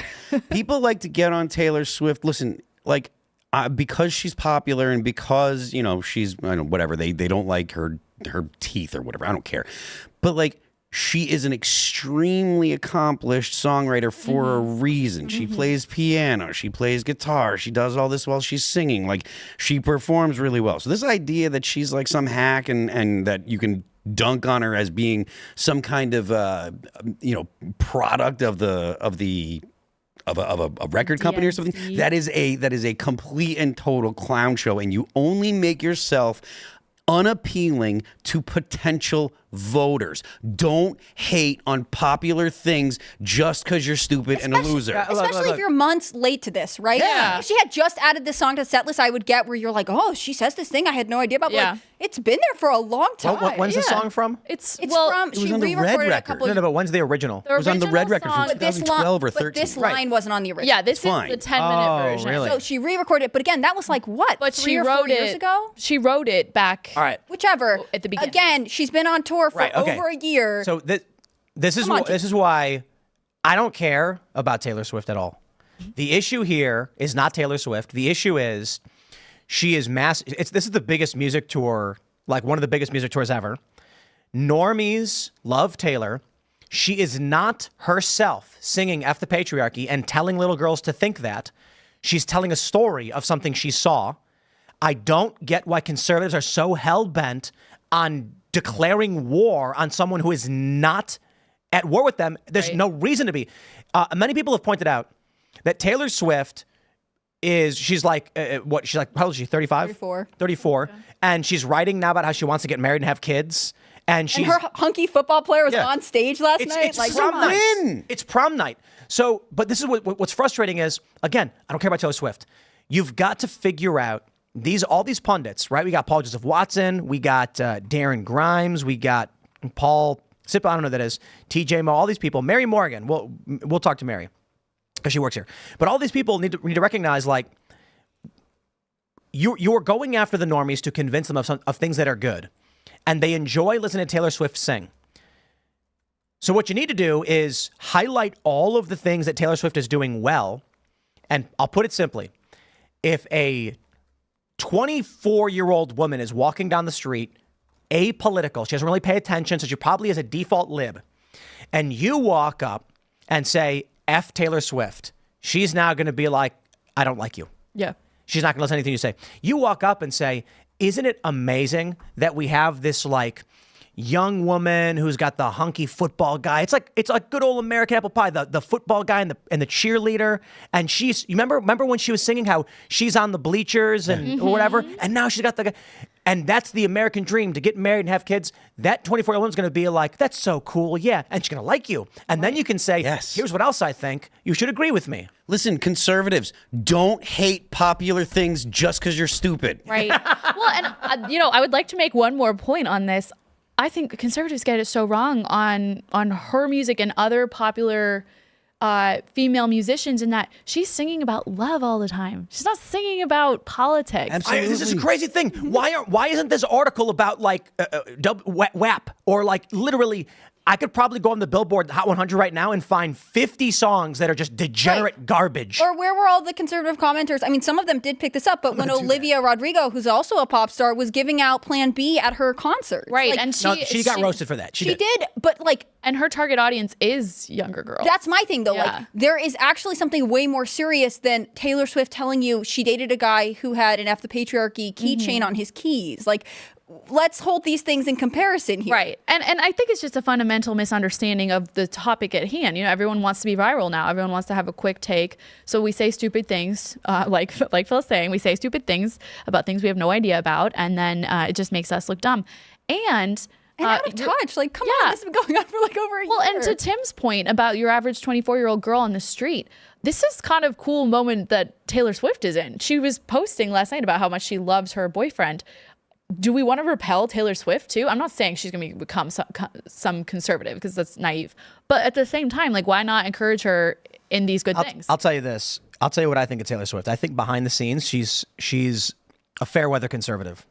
There are a bunch of rock stars that I will not out, okay? But they're fair weather conservatives. Behind the scenes, they're basically saying like, oh, I'm going to vote for Donald Trump. I vote for all the Republicans, but I got music to sell and I don't want to get political in my product. And I think that's wrong, because the left does the opposite. But so it's annoying. You get a lot of these you get a lot of like celebrities. It's the most annoying thing in the world. Celebrities, pro athletes, actors, musicians, whatever. And they'll message me and be like, oh, man, I'm so excited. I'm going to vote for Trump. And I'm like, hey, why don't you post that on Instagram? And they're like, oh, no, I wouldn't do that. And I'm like, dude, the left won't stop doing that. You need to start. I'm willing to bet. You look at where Taylor Swift is from. I know people post that documentary clip where she's crying about Trump or whatever. And I'm like, dude, I'm willing to bet behind the scenes, she is like moderate right. No, she's dated multiple guys. Who's that? Matty Healy? Yeah, 1975. Yeah, he's very controversial, and she got very angry. She wrote a whole song about how everyone tried to tell her she couldn't date him because of politics, and she was furious. So I would believe that, Tim. I mean, she definitely... I mean, her dad was like a registered Republican. People found out and were like, really? Yeah, mad, he owns right? a Christmas tree farm, right? Isn't that she grew up on the it? fact of the matter is, one of the things that we talk about frequently here is like, we have to endorse family values, right? And we have to endorse basically normalcy. We don't want to center the things that are essentially on the outside and on the margins, because they tend to be on the margins for a reason. Taylor Swift is dating a man. That's a victory. Taylor Swift is a macho man. Taylor Swift probably could or may get pregnant by that man through normal means. I actually take the W, conservatives. Wait. Take the W. If that happens, the fertility rate of the U.S. is going to jump to like 2.1. Yes, it is. Thank goodness. Like, Everyone stop knows. being I stupid. said this like 6 months ago. She's did going to too. usher in a baby boom. And I think this is the thing that people don't appreciate. Like every conservative dad who is watching this clip being like, oh, the patriarchy. Well, no, but Listen, remember, hold on, Hold on. They should go to their daughters and be like, yeah, it sounds like that guy who was claiming to be against the patriarchy treated her really badly. Yes. Imagine what happens when Taylor's next album is all about being a mom. How she loves her kids and how she made Rice Krispie treats. And then she makes a music video with her kid and she's like stirring the marshmallow and smiling. And then what all of the Swifties who are going to be in their mid to late 20s are going to be wanting to do. Yeah. Her Yes, latest album has exactly. this line because she's talking about whatever relationship because she just dated someone for like 6 years and they didn't get married or have kids. She has several references to the fact that like she wanted to have kids. She waited at the altar. She gave you all this stolen youth for free. Yes. Like, Wow. this It is was really powerful. interesting No, messaging. it was super powerful. And she literally said, you stole my good years. And, that is a current, very relevant This is topic. something young women need to problem- hear. And I get that you don't love Taylor Swift. You don't have to love her. But also, these are messages young women should actually be hearing that you can't thinking date about. someone Yeah. forever and ever. And then when they don't marry you, be like, it's cool. I'll just keep waiting. All of the conservatives that are giving her crap and stuff, they're doing it entirely. What they're doing is totally counterproductive to what their stated messaging is. It's counterproductive, and they're only doing it to raise their own celebrity level. So that way they can get the hot dunk on Taylor Swift, so maybe it'll go viral. It's self-serving, it's counterproductive, it's bad for any type of conservative agenda at all. It is stupid. Stop being stupid, especially in election years, you stupid idiots. Our fertility rate right. is too low for this. Let's jump to this need next the baby story. boom. We've got some Axios. This is really interesting. Vivek Ramaswamy meets with BuzzFeed CEO amid activist campaign. Oh boy, he brought Patrick Bet David and who did he brought Chris Ball from Red Seat Ventures. We'll get into that in a second. The news is Vivek Ramaswamy and BuzzFeed CEO Jonah Peretti recently met for more than an hour to discuss the former presidential candidate's activist campaign against the media company. He's turning the company around. Come on. I love that his thing is like, I think we can save you. And they're like, he's against them. Yeah. Ramaswamy announced his BuzzFeed stake with an incendiary letter. Full disclosure, too, I also bought a bunch of shares in BuzzFeed, too. And because I really just would love to own BuzzFeed. What is this? Let me see. Where am I at with BuzzFeed? I don't have a lot of BuzzFeed. I've got 23,000 shares-ish or so. And I think it's a good buy. I'm not telling anyone what to do, but I just want to make sure that's known because I'm reporting on a story about BuzzFeed. But when I heard that Vivek was going in and trying to save the company, it seemed like he might actually do it. And then it seems like a good buy. But, again, just make sure that's full disclosure. They say BuzzFeed stock climbed above $3 per share upon Ramaswamy's initial disclosure of a 7.7% ownership. He's since increased that now to 8.9%. He met with the CEO. And they say 2 of the 3 individuals he wants added to the company's board, Chris Balfe of Red Seat Ventures. Full disclosure, Red Seat Ventures also does our ad sales. And podcaster Patrick Bet David. Full disclosure, we know that guy. Ramaswamy's third director pick, Outkick founder Clay Travis, did not attend but was briefed. All 3 proposed directors, who hadn't been publicly identified until now, are veterans of conservative media. Ramaswamy claimed in the meeting that several former BuzzFeed employees and early investors reached out to him saying the company needed change. He also got reminded that shareholders would likely need to vote on any major change. Now, Ramaswamy's got 9%, and he's asking for a 37.5% piece of the board. Ramaswamy tells Axios the meeting was constructive. A BuzzFeed spokesperson says, "We appreciate Vivek Ramaswamy's recommendations, and they will be sent to governance as per the formal process that he is no doubt aware of." So I'm going to tell you my position because this is very, very, I'm personally involved. When I started, I normally don't like buying stocks at all, any of them, because we do this show. And that means if I report on something, it could directly impact a stock that I'm holding, so I don't like to do that. But I will give you that full disclosure. When I saw Vivek was making these moves, being somebody who works in media, understanding how media machines operate, hearing what Vivek has said, this to me was, I'm thinking to myself, I know how this stuff works. I'm confident in Vivek, one of the smartest guys I've ever met. This seems like he could actually turn the company around.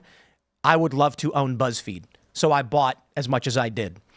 This is going to be interesting because I do believe Vivek's going to win. and BuzzFeed may become normal.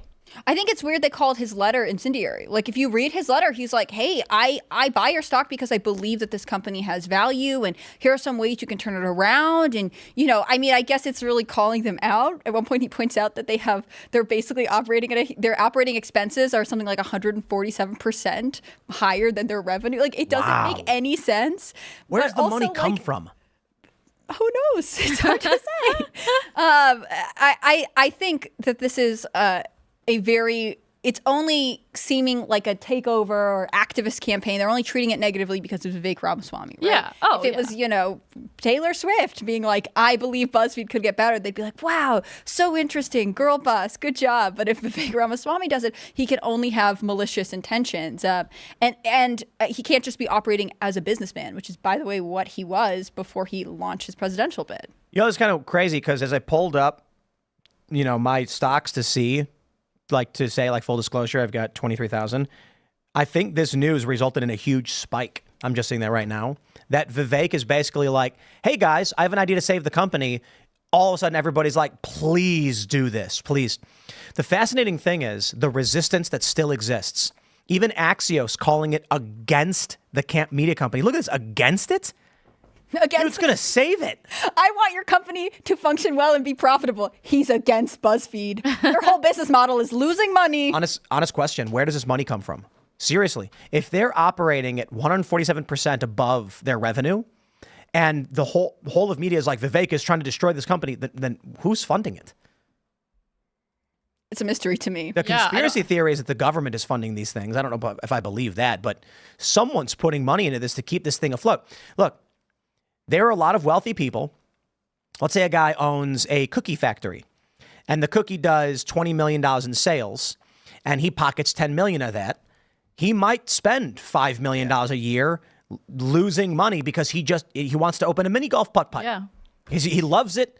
And so he does. Yeah. I'm wondering if like there's some billionaire probably who's just like BuzzFeed puts out a positive woke message that they want. And so they put money into it to keep it running. But that doesn't make sense, actually, because then their revenue would be above their costs. If a billion, well, I guess it's an investment or a debt financing. I don't know. I don't get it. The thing is, when they went public, right, they're like, since they have gone public, their shares have crashed. It's like 95% down or something like that. So even the fact that literally like him being like, I am investing in BuzzFeed, and the fact that shares went up, like he's already having a more net positive impact than their leadership has had over the last year, or however many months it's been since they went public. And he is somehow the villain. Like, yeah, it said the stock climbed above $3 a share on his initial disclosure. Mm-hmm. After being in free fall for, I mean, I think it's over a year at this point. I could be slightly wrong on that, but he is adding value to the company simply by saying like, I think this is something you should invest in. That's fascinating. BuzzFeed is down 93.36% from its IPO. Mm-hmm. I find it fascinating in general, since the only thing I know BuzzFeed for are those like quizzes, which Disney prince are you, which my friends and I used to take in high school. What ramen flavor will you eat? And they'll tell you what your perfect job is. Yeah. The psychological profiles that they were doing, you mean? Yeah. Yes. It's just like Maybe nonsense. That's it. It's exactly what they were. But they've never produced real journalism. They've only done like hit pieces, right? They did have some big stories come out of BuzzFeed News. They were the first on a couple. I mean, the Harvey Weinstein story at one point, didn't they? Oh, were they? Like, there's a couple. And again, I would direct everyone to Vivek Ramaswamy's letter because he points that out. Like, he was like, at one time you did have some, you know, I think of them as listicles too, but they did have a couple big stories. But they shut down BuzzFeed News over a year ago. It was like April of last year, I think. Yeah. And so they are existing, but without direction. And I think, you know, my big takeaway is that he is saying, like, you should have a broader reach of viewpoints. He's mentioned having Candace Owens, a bunch of other people on, and you should go back to being the size of a startup. Like, you should make your business viable and also maybe try to attract a bigger audience. And I think that that's crazy that they're like, how could he do this? Of this course. Crazy guy. I was just reading about how, I believe it's the Washington Post, their newsroom is in shambles because they brought in someone new to help resurrect the newsroom because nothing they're writing anymore is getting any views. And the fact of the matter is, I mean, I work for conservative news outlets. I've worked for conservative news outlets for the past like 6 or 7 years. And we know at these outlets that we exist to fill the void that the other media outlets leave because they're not doing it. There's a huge hole whether it's, like COVID hypocrisy, the governor's saying, do as I say, not as I do. They just don't cover that. So for conservative media, we have this huge plethora of stories that no one else will talk about. But for BuzzFeed, all they have to do is tell the truth, and they will get lots of readership. They will get lots of views because people want that. They don't want to read, for example, the Daily Caller if they're not conservative. They want a truthful source that's not going to push them the wrong way. And so I think there's a huge gap here for, the so-called moderates that are looking for a news outlet that is truthful and honest, but we just don't have that anymore. It doesn't exist. Yeah. And and I'm not saying conservative outlets are not truthful and honest. I just think there's a huge population that's just not even going to read that. I write news every day, but I know there are people that when they see Daily Signal, they just aren't going to read it. Yeah, I think that's true. And I think conservatives do this too. I think there's some stuff where I'm never going to look at anything from salon.com and be like, yeah, I trust you for sure, guys. I'll read it for laughs. I read it for the perspective, right? There are definitely different niche interest outlets that's kind of interesting. I think it's Roots. I'll read their stuff, especially when they write about Candace Owens because they just hate her so much. Mm-hmm. So it's interesting to get another perspective. But it's, again, I would click on that knowing that there is a slant there, yes, as opposed to, NBC, ABC, any of these news outlets that are mainstream that are trying to pretend that they are neutral when actually they obviously also have a bias. They're more deceptive than something that is no, we are conservative and that's our bent. Let me just pull up some of what BuzzFeed is currently working on. Here's one. Popular. People who won the genetic lottery are sharing how they're basically better than everyone else, and it's so freaking true. Good grief. Wow. So let's take a look at their number one trending right here in the big front page. Big old trending. Look at that trending. 58 responses. Man. 58. That's a big number, BuzzFeed. 58. Can you say 58, BuzzFeed? Wow. The most cringy moments in the history of film. Their number one is that, but the one with Mindy Kaling has 67 engagements. I'm not sure how they decide what's trending. Trending number one here, it says. Here are the celebs who were spotted at Taylor Swift's Eras Tour in London. That is good information. 29 emojis. 29 emojis. 29. There you go. Oh, look, they covered this man's nipples, and they get 19 comments. 19. That's a big number. That's good for BuzzFeed. This is quality content. I don't understand how BuzzFeed makes money at this point. Their quizzes. What if their quizzes are just like $1 billion industry, but then they wouldn't be operating the way they are? I don't understand it at all. But I don't understand Jonah Peretti. It feels like BuzzFeed is dead. There was this when I was, because I've covered it a little. I've been covering Vivek's, apparently hostile takeover of BuzzFeed, since he kind of announced it. And I find it really interesting because at one point I was reading the statement from Peretti where he's effectively saying to the board, they've been losing money, their stock price is down. He's like, don't worry, I'm going to start making money. I'm going to start taking that more seriously. Don't worry, guys.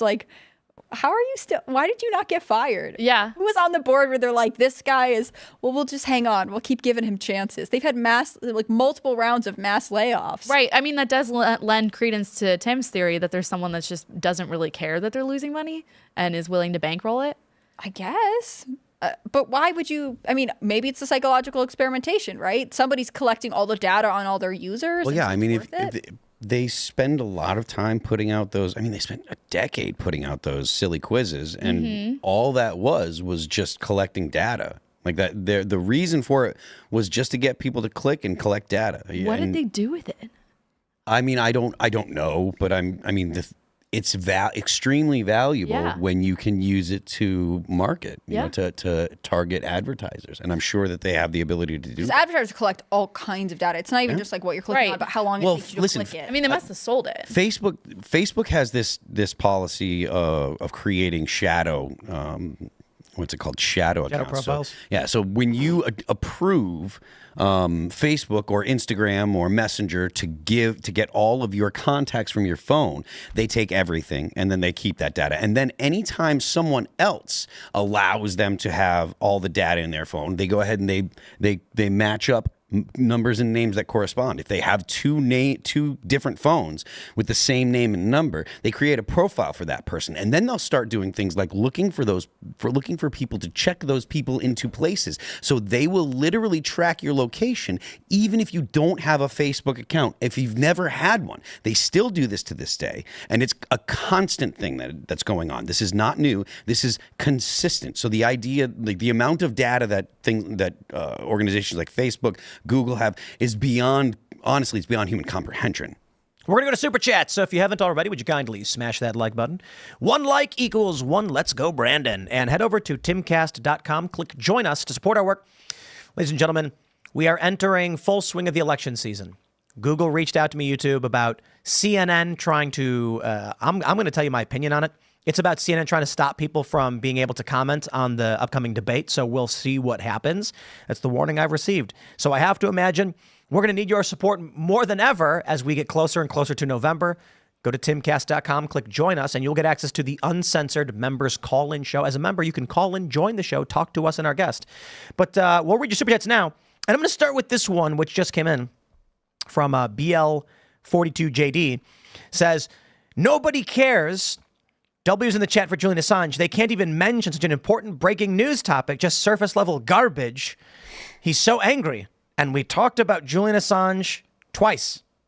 This is the weird thing. It's like they tune in the middle of the show and they're like, why aren't they talking about the same thing nonstop for 80 minutes? It's like we opened the show with it and then we did a segment on it and then we talked about other things. Do you think anybody ever clips IRL and makes those like, you know, Tim's opening monologue of IRL on loop for 1 hour video? Like, do you think anyone's ever just like on loop listening to something we've been saying? There's infinite stupidity on the internet, Well, so yes. The difficult thing is low order thinkers fall for these and then perpetuate them.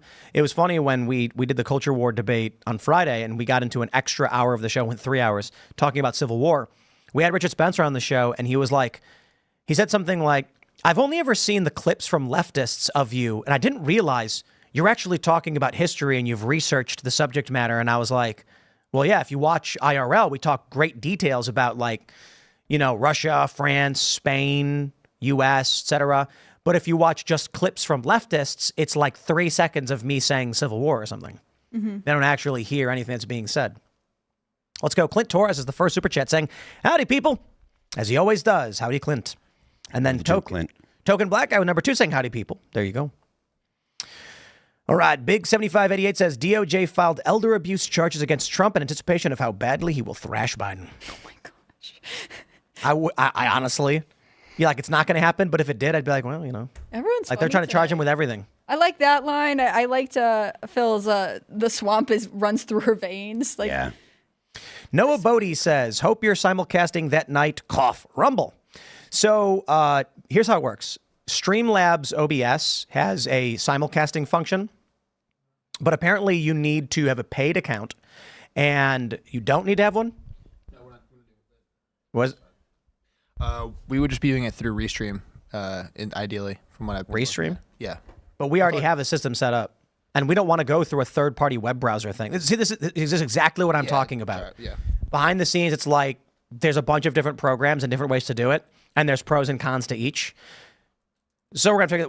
We've been looking at this one for a couple months now, ever since YouTube deleted our top episodes, and then we do simulcast the Tenet Media Show on Tenet. They simulcast it on X and on YouTube, and so we actually have a system built for that.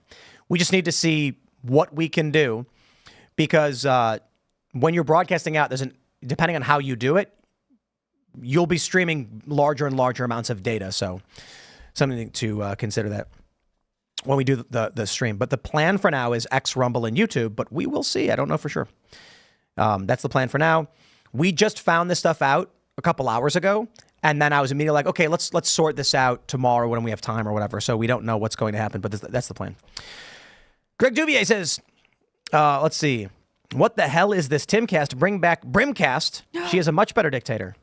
Look, guys, I'm so appreciative for all the support for my dictatorship. I want my coup to be gradual. It's got to have eras. Sometimes I'm here. Sometimes Tim's in charge. Where's Shimcast? Shimcast is lame and we never speak of it. Just so ditched you us. take that back right away. No, honestly, I am appreciative of all the support, and I'm glad that Tim can, deal with a root canal, and you guys are cool with it, not going to have be too upset about the replacement. No, fortunately, the root canal was a long time ago. What? I didn't get a root canal on Thursday. Well, you had a root canal issue on Thursday. It was from the root canal I already had. We had an idea for a new coffee blend, and we're trying to figure out, because we're going to do, we're planning on doing Focus with Mr. Bocus, which is our espresso roast. That will replace Mr. Bocus Pumpkin Spice Experience, which will be retiring. We accidentally ordered extra Mr. Bocus, so it still exists. Buy it. Once it's gone forever. But then we're going to do the espresso, which is Focus with Mr. Bocus in memory of Mr. Bocus. But then I was like, we got to do one for Seamus. And I'm talking about our cat. And I was like, we should call it The Real Seamus. And it's the cat. And then we'll put like a picture of Seamus Coughlin in the corner looking up angrily at the cat. Kind of confused Seamus, like, The Real Seamus. I love it. Seamus 1 is the cat and Seamus 2 is the cartoonist. I have a brother named Seamus. Great Oh, there you name. go. He's So Seamus 3. Irish of you. All right, where are we at? Jason Hutchinson says, no in-studio audience, control of mics, etc. How do we know this debate will even be live and unedited? I mentioned this earlier. It was a good super chat, Jason. I agree. They can do all sorts of tricks live. They can do live editing with a delay. So if it's live and they give themselves like a 3 or 5 minute delay, they can edit things that are said and nobody would know it wasn't live. That's wild. These there's a lot of poker live streams and they're like 2 hours delayed. Like that's how big the delays can go forever and it's run like it's a live stream. Now, granted, if they did a 2 hour delay, the Trump team and everyone's going to notice something's up because they're like, hey, that was a while ago. But if it's like a minute or two, you won't notice. Well, and there's a lot of restrictions, and one of the restrictions is they're not allowed to talk to their aides during the commercial break. So if there were delays or if there was an issue, no one could like Trump, they're cutting you off. That helps Trump. Oh, yeah. I thought initially, it helps Trump. But if you're CNN and Trump's aides can't say, hey, they keep cutting you off or whatever else, or they keep doing this with the camera to make you look stupid, then you can't prepare it. So it's kind of interesting. It'd be funny if they make Trump orange, like they put an orange light over him. That's very obvious they're doing it, but they just do it anyway. Just a whole debate, it gets more and more orange. It's like a developing self-tan. I feel like post-debate, though, we're going to have amazing clips of the censorship, and then he's going to use that. I mean, he just made how much money from the last attack on him? And now, I mean, I only see this being good for him. People don't know this. A lot of people don't know this. I think everyone listening knows, everyone who listens to this show knows this. The media would intentionally turn Trump orange. Mm-hmm. Yeah. They would take pictures of him and they would put it in Photoshop and they would skew the color so he would look really bright orange. Wow. There's one photo of him that was really notorious for this, where the original, he looks kind of normal. I mean, he's got a spray tan, but they made him look bright orange. And then what happens is you get shows like Family Guy that when they make their version of Trump, he's bright orange based off of the fake reality fed to them by the corporate press. Yeah. These people don't do any research. They don't know better. I'm just wondering what Biden we're going to get, because he's off in Camp David prepping right now. So who knows what that means. Are you saying Biden or Biden? Yeah. I wonder which one of the body doubles will be there. No, I'm just kidding. Of course, I think it'll be the real President Joe Biden. It's like Hunter Biden in a wig. Oh my gosh. It's like, I feel like that actually wouldn't be better. I could be wrong. But that would be more entertaining. An amazing night. I would be very excited to report on that. Stephen Ellis says, anyone going to point out that CNN journo's name is K. Hunt? No. That's interesting. All right. Let's go. Vince says, how can the mods not be biased or a conflict of interest? Dana Bash ex-husband was one of the 50 Intel officials that signed the letter saying the laptop was Russian disinfo. Also works on White House Intelligence Board. We got an on-air gasp from Phil about this. It's so disgusting. I think it should be one moderator from like different networks. You know, the downside is that so many of the mainstream networks lean left, but like theoretically, it should be one, Newsmax host and also the CNN. We shouldn't tolerate people that are openly against one of the candidates, right? So if you're going to go ahead and take a position, because it is totally possible for people to have an objective view of Donald Trump and Joe Biden. I personally cannot, but other people can. And the idea that it's acceptable to put people that have literally worked against one of the candidates and people that are married to people that are currently in positions with the Intel community or have been in positions with the Intel community, because you never leave the Intel community. They don't take your clearance away for no reason. So you keep it after you leave and you still know all the people. The idea that it's a fair or legitimate platform to hold this, it's ridiculous. It's absurd. And the American people should reject it out of hand. But they've been propagandized since 2012 because of the NDAA. This is a good one. Cosmic Surgeon says, Trump needs to accuse Joe of ishing his pants at the debate. No one will be there to argue it. I agree. Could you imagine if Trump's up on stage and they're like, former President Trump, You've recently said that you'll engage in the largest mass deportation effort once you become president. What would this look like? And how will you assure the American people that it'll be done constitutionally? And then Donald Trump goes, look, you've got millions and millions. Oh, what? That smell coming from Joe, is that you? What would they do? That would be hilarious. It would be the greatest thing ever. What could they do if that happened? They would end it.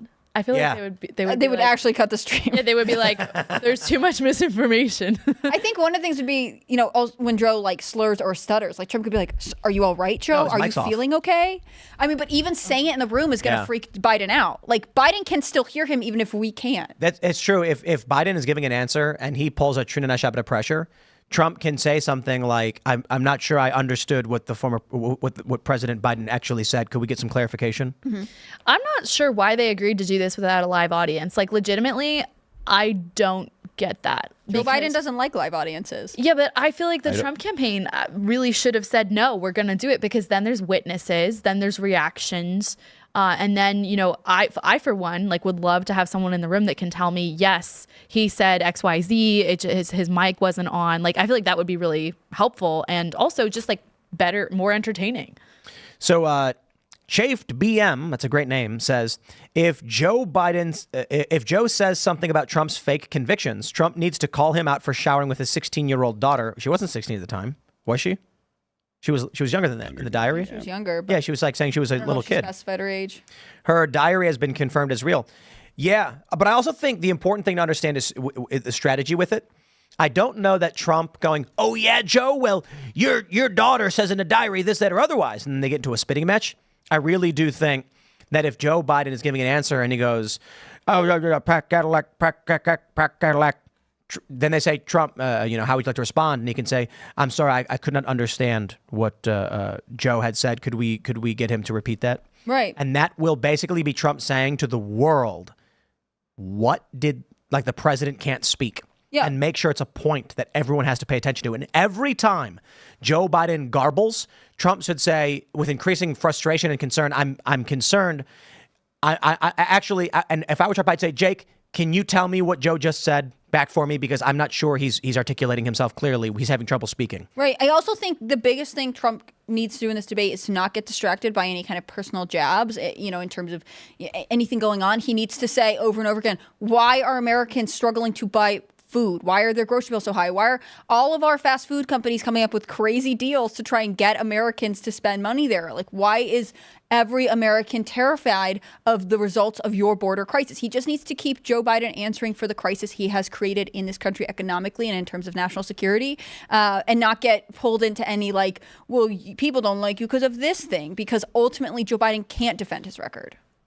People in chat are saying Joe Rogan should be the moderator. Could you imagine?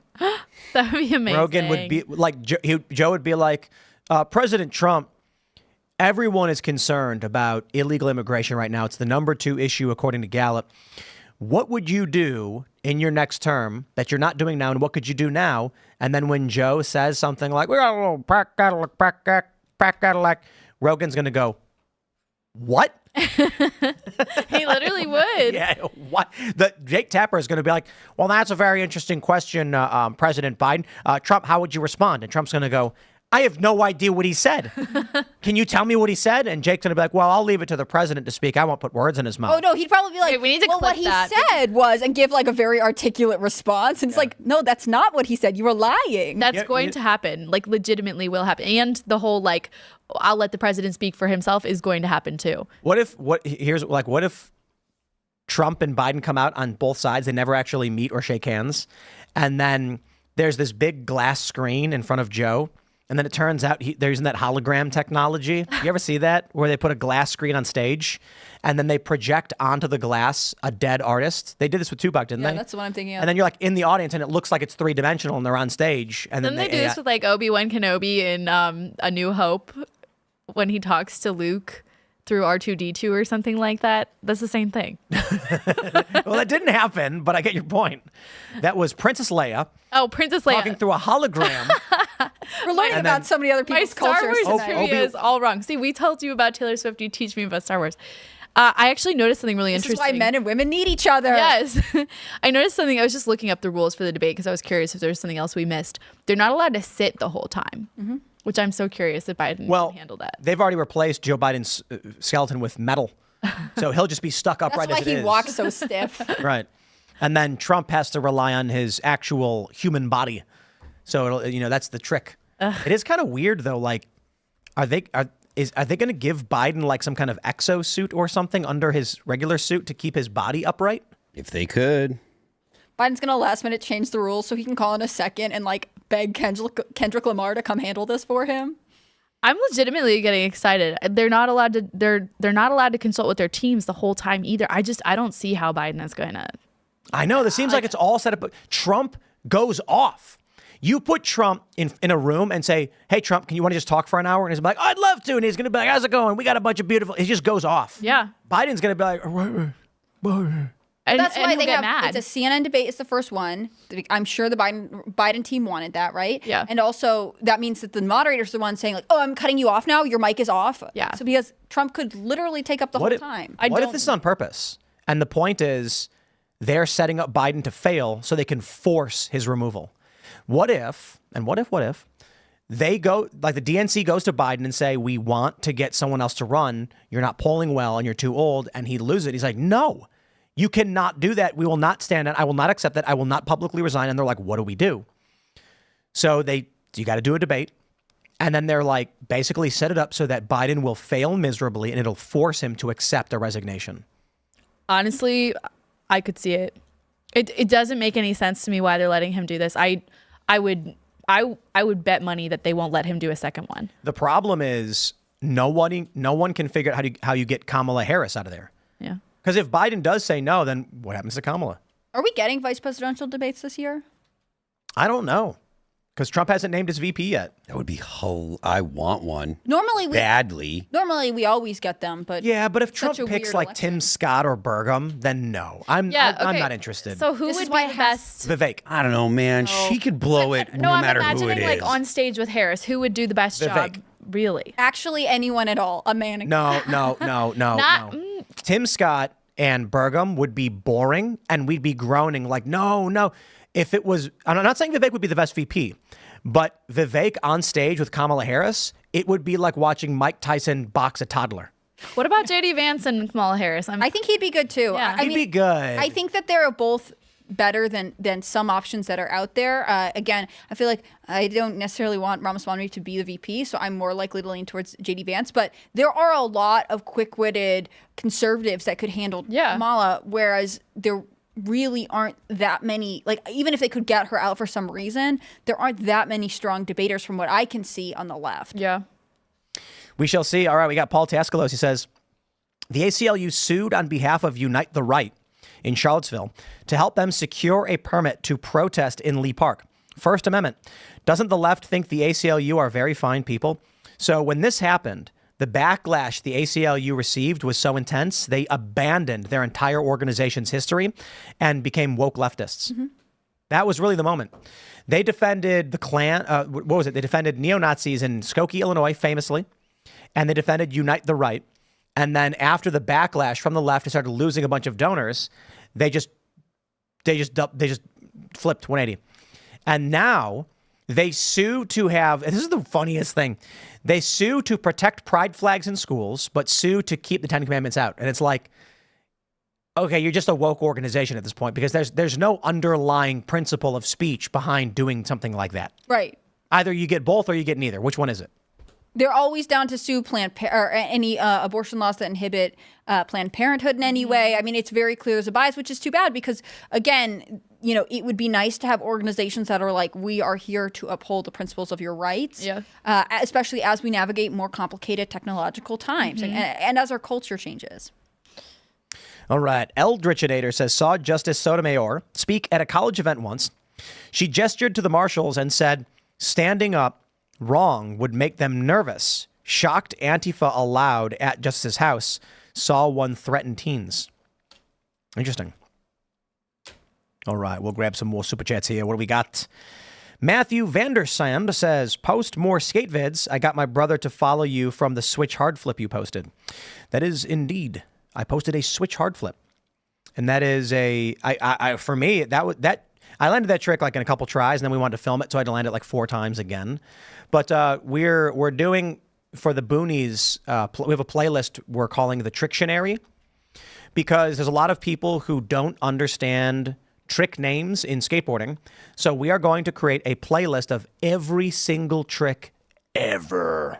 And you will be able to search for any trick and see its name and its explanation on YouTube. And I filmed 8 today in like 20 minutes. So it's here's what I did. I did fakie big spin, fakie 360 shove it, fakie 540 big spin, nollie hard flip, nollie 360 shove it, nollie backside 360 shove it, nollie south, and hang 10 shove it. Those last 2 are more of a gag, but we do want to have the tricks in the playlist, so I did them anyway. But and then we're going to film a lot more. We're going to film a lot more skateboard stuff. It's going to be fun. There you go. Speaking of foreign language, to anybody who doesn't know what I'm talking about. And to add more to the foreign language, today I got my Nadu commander deck constructed and Magic the Gathering. So Phil knows what I'm talking about there. I'll try to be as esoteric as possible with the hobby stuff. That was fun. Tried it out. The deck is ridiculous, and I think it probably should be banned. Are you going to the store in Martinsburg this weekend? Oh, shout out to Mamba Collectibles in Martinsburg. Maybe. So they play Magic the Gathering Commander on Saturdays, and they asked me to come. I was like, I might be there. It's right next to where we're doing the coffee shop anyway. Sick. And so they're cool dudes. And I said, if you play there, I might be there. I think we probably will be there. We'll see. But we all have a lot of fun playing with the old Magic the Gathering cards. Silly game. Let's go. Kyle Ellis says, Tim, it's Game 7 of the Stanley Cup Finals tonight. So if viewership is down, that's why. Actually, viewership's pretty good. I knew Edmonton was going to win, so I tuned into you. Here's $20. Keep up the good work. Well, thank you all so much. All right. Mateus Mazer says, hi, Hannah Claire. I super chatted on Thursday. My name is pronounced Mateus and Laser, but with an M. To clarify, I'm a machinist working nights. Our boss doesn't watch, and technically we only listen, but we still love y'all. Oh, okay, cool. He said that he's like, me and all of my coworkers watch every night. And we're being like, how can you do that and also do your job? But that's really interesting. And it is cool that there would be like an office listening to a joint podcast. I bet your conversations are really interesting. This is actually one of the biggest challenges for us metric-wise. So Timcast IRL is not a podcast. It is a podcast, but it's not a podcast. It's a primetime show, just like cable shows used to be. Most of our viewership is, well, the largest singular viewership, of course, is the primetime live. But then we get all the different, what I mean is like on YouTube, we get more than all their platforms, but all their platforms combined is like nine times more than just YouTube. However, that's only in digital metrics. The problem we run into is that we know for a fact around half or more of our audience are watching on their televisions with family and friends. So whereas like most podcast numbers for most podcasts on standard iTunes and stuff, one view is one person. They put their headphones in, they press play. When it says in the metrics 1, that's one person. For us, we've run into this. We don't know how to track it because when we've surveyed people, they're like, I actually watch with 2 or 3 other people. And so they turn the show on their TV while they're sitting in their living room, while they're playing games, while they're working, and 5 to 10 people might be listening off of one device, and we can't track that. But we can track, we figured this out accidentally when we assumed our numbers were the same as everybody else's, and then our sales data came back for sponsorships, showing a significantly higher viewer rate. At first, it was just considered a high like sell to viewer ratio. And they're like, wow, your show's better than everyone else's. And then we realized like, oh, actually, it's just that more people are watching than we can actually track in the traditional means. So that's cool, I guess. It's pretty cool. You know, but someone saying their whole office is watching is exactly it. It's like, man, I don't know how to track that, which would be great because we could sell better sponsorships, I guess. All right. Jonathan Rosenthal said, my 1-year-old son just said your name, Tim Pool, a.k.a. Daidu. That's so cute. All right. Thank you very much. I'll also add that, you know, I was skating today and I felt like $1 million. And then this thing happened where after I was done skating and ate dinner, I was walking to get socks and all of a sudden my neck went and I was like, what just happened? And I couldn't move. I was like, what? I felt like $1 million. I got sports stretching and everything. Took some ibuprofen and I can move again. I guess that's getting old, right? I don't know, man. Maybe you're dehydrated. It's so hot out. People are like electrolytes. Oh, that's probably it. It's the heat. It's the heat wave. That's probably There's it. a lot to be said for people, like for being hydrated. Like most people walk around a little bit on the dehydration side, so it's a good idea. Especially today because we have the new mini ramp, and they still have to shore up with concrete footers, but it's like 85, and I was skating outside, and skating in that hot, my heart rate was at 185 for like 20 minutes while I was outside because it's trying to regulate the heat in your body. And if you watch the weather reports on the heat waves, like it's also the humidity, which makes everything feel, at least 10 degrees hotter. I mean, it's a big deal. Yeah, I went to bed like 2 hours early last night after my workout. I was just, it's too much. This heat. All right. Bill Hoekstra says the Taylor Swift thing is a major problem with social media and mainstream media doing out-of-context cheap fakes. Look at more than a 60-second clip. Reels and TikTok messing with the hive mind sunk in the phone. I'll give a shout out to that show Evil, which is like weirdly okay, like a C+ show, but it's kind of woke. Because they did an episode where everyone's going psychotic because of TikTok, and I actually really, really respected the episode. So they're investigating, this show is like they investigate possessions, and they find some woman who posts videos of her kids being haunted, and then one kid gets slashed in the back, and he's bleeding. And then they show up, because it was live streamed. And they're like, how did you live stream? It's like, I didn't do this. I don't know what's going on. And then it's kind of obvious. She's lying, duh. And she's actually slicing her kids up on camera for views. Oh my gosh. And when they confront her about it, like, we have the raw video footage of you doing this, she turns the live stream on and then starts acting like she's possessed and then tries to attack them. Oh my God. God. So it's like the social media version of Munchausen by proxy. It was literally a Munchausen by proxy thing. It was like, I was actually impressed with that. Plot twist, though, she's actually possessed because who does that? Nope, she was not possessed. The show never has any, like, the show's weird. Like, they act like there's demons, but they always find out it's not demonic. It was a mom physically abusing her kids to get attention on social media. And I was like, and then it ends with them like turning their phones off, putting them away and being like, and it was literally, it was called like VidPic or something. I don't know, but it was TikTok. It was like they're watching the videos and swiping. And then at the end, they're like, this is making people psychotic. And they turn it off. And I'm like, thank you. Yeah, it is. Yes. Oh my gosh. Oh my God. Yeah, shout out. Also, I've been watching The Boys. Have you guys watched that? Okay. I like the show, but it's clearly written by a liberal, woke leftist who thinks they're being fair. What is the show? The Boys on Amazon Prime. It's a superhero show, but it's kind of realistic and gritty. The guy who's he's like Superman basically. He's called Homelander, and he's Donald Trump.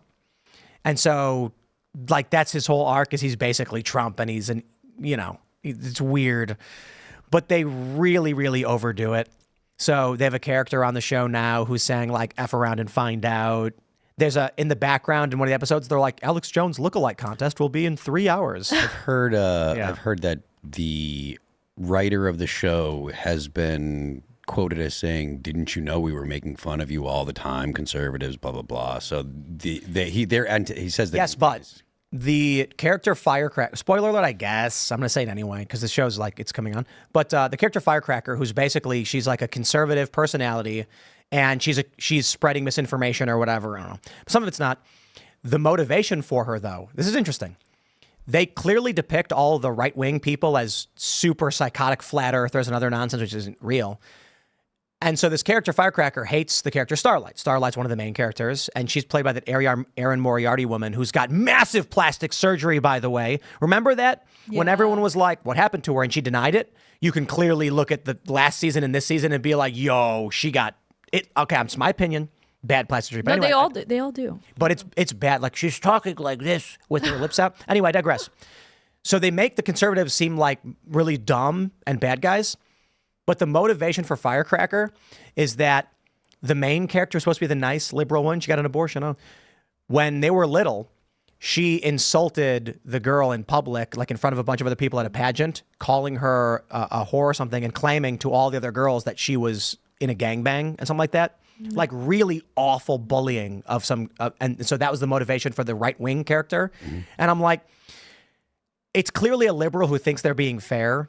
Like, well, Starlight was really awful to her and was bullying her when she was little and she's getting retaliation, but they depict them in the wrong way. Anyway, we'll talk more about other really gross stuff, I guess, in the members only show. So head over to timcast.com, click join us, become a member, support our work. We're going to need your support heading into election season because we've already dealt with a couple lawsuits in the past couple of months. And those, I am proud to say, resolved as far as I know. And that's good news. And we're definitely going to be dealing with more because this is politics. And we are not the biggest political show, but we're one of them. And we have on average the largest live audience for our time slot here on YouTube Live. And that's probably why they reached out about the CNN debate thing, because they don't want us to fact check and to counter. So head over to timcast.com, click join us, become a member if you want to help us out and see this ship stay afloat while we navigate this murky waters. You can follow me on X and Instagram at Timcast. Mary Margaret, do you want to shout anything out? Yeah, read my book, Detrans, True Stories of Escaping the Gender Ideology Cult. Just came out May 28th. It's on Amazon. Right on. And you have an X profile or anything like that? I do. Mary Marg Olohan. I couldn't fit my whole name for some reason. It's the double name thing. They don't treat us fairly in this country. I know, discriminatory. But yeah, follow me. I tweet all my reporting, my videos. You can put up with me over there. Because your name was so long for the title of YouTube, next time I'm just going to put Marmo. You can do MMO. That's what my girlfriends call MMO? me. They're texting me right now. And they're saying, a good one, actually. They're saying, say our names. MMO. All right. Phil, what up? I am Phil That Remains on Twix. I'm Phil That Remains Official on Instagram. The band is All That Remains. You can check us out this summer on the Destroy All Enemies tour with Megadeth and Mudvayne. You can check out our brand new video for our single called Let You Go. It's available on Spotify, Apple Music, Pandora, Amazon, YouTube, the internet. And don't forget, the left lane is for crime. Mary Margaret, it's so fun to have you here when we can talk about being conservative and also listening to Taylor Swift. Yes. I feel like we're an overlooked community on occasion. I'm Hannah Claire Brimwell. I'm a writer for SCNR.com. That's Scanner News. You can follow all of our work at Timcast News on Twitter and Instagram.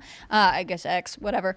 If you want to follow me on Instagram, I'm HannahClaire.B. And if I'm on Twitter at HannahClaireB. Guys, thank you for everything you do. Bye, Serge. See you later. We'll see you all over at timcast.com in about a minute. Thanks for hanging out.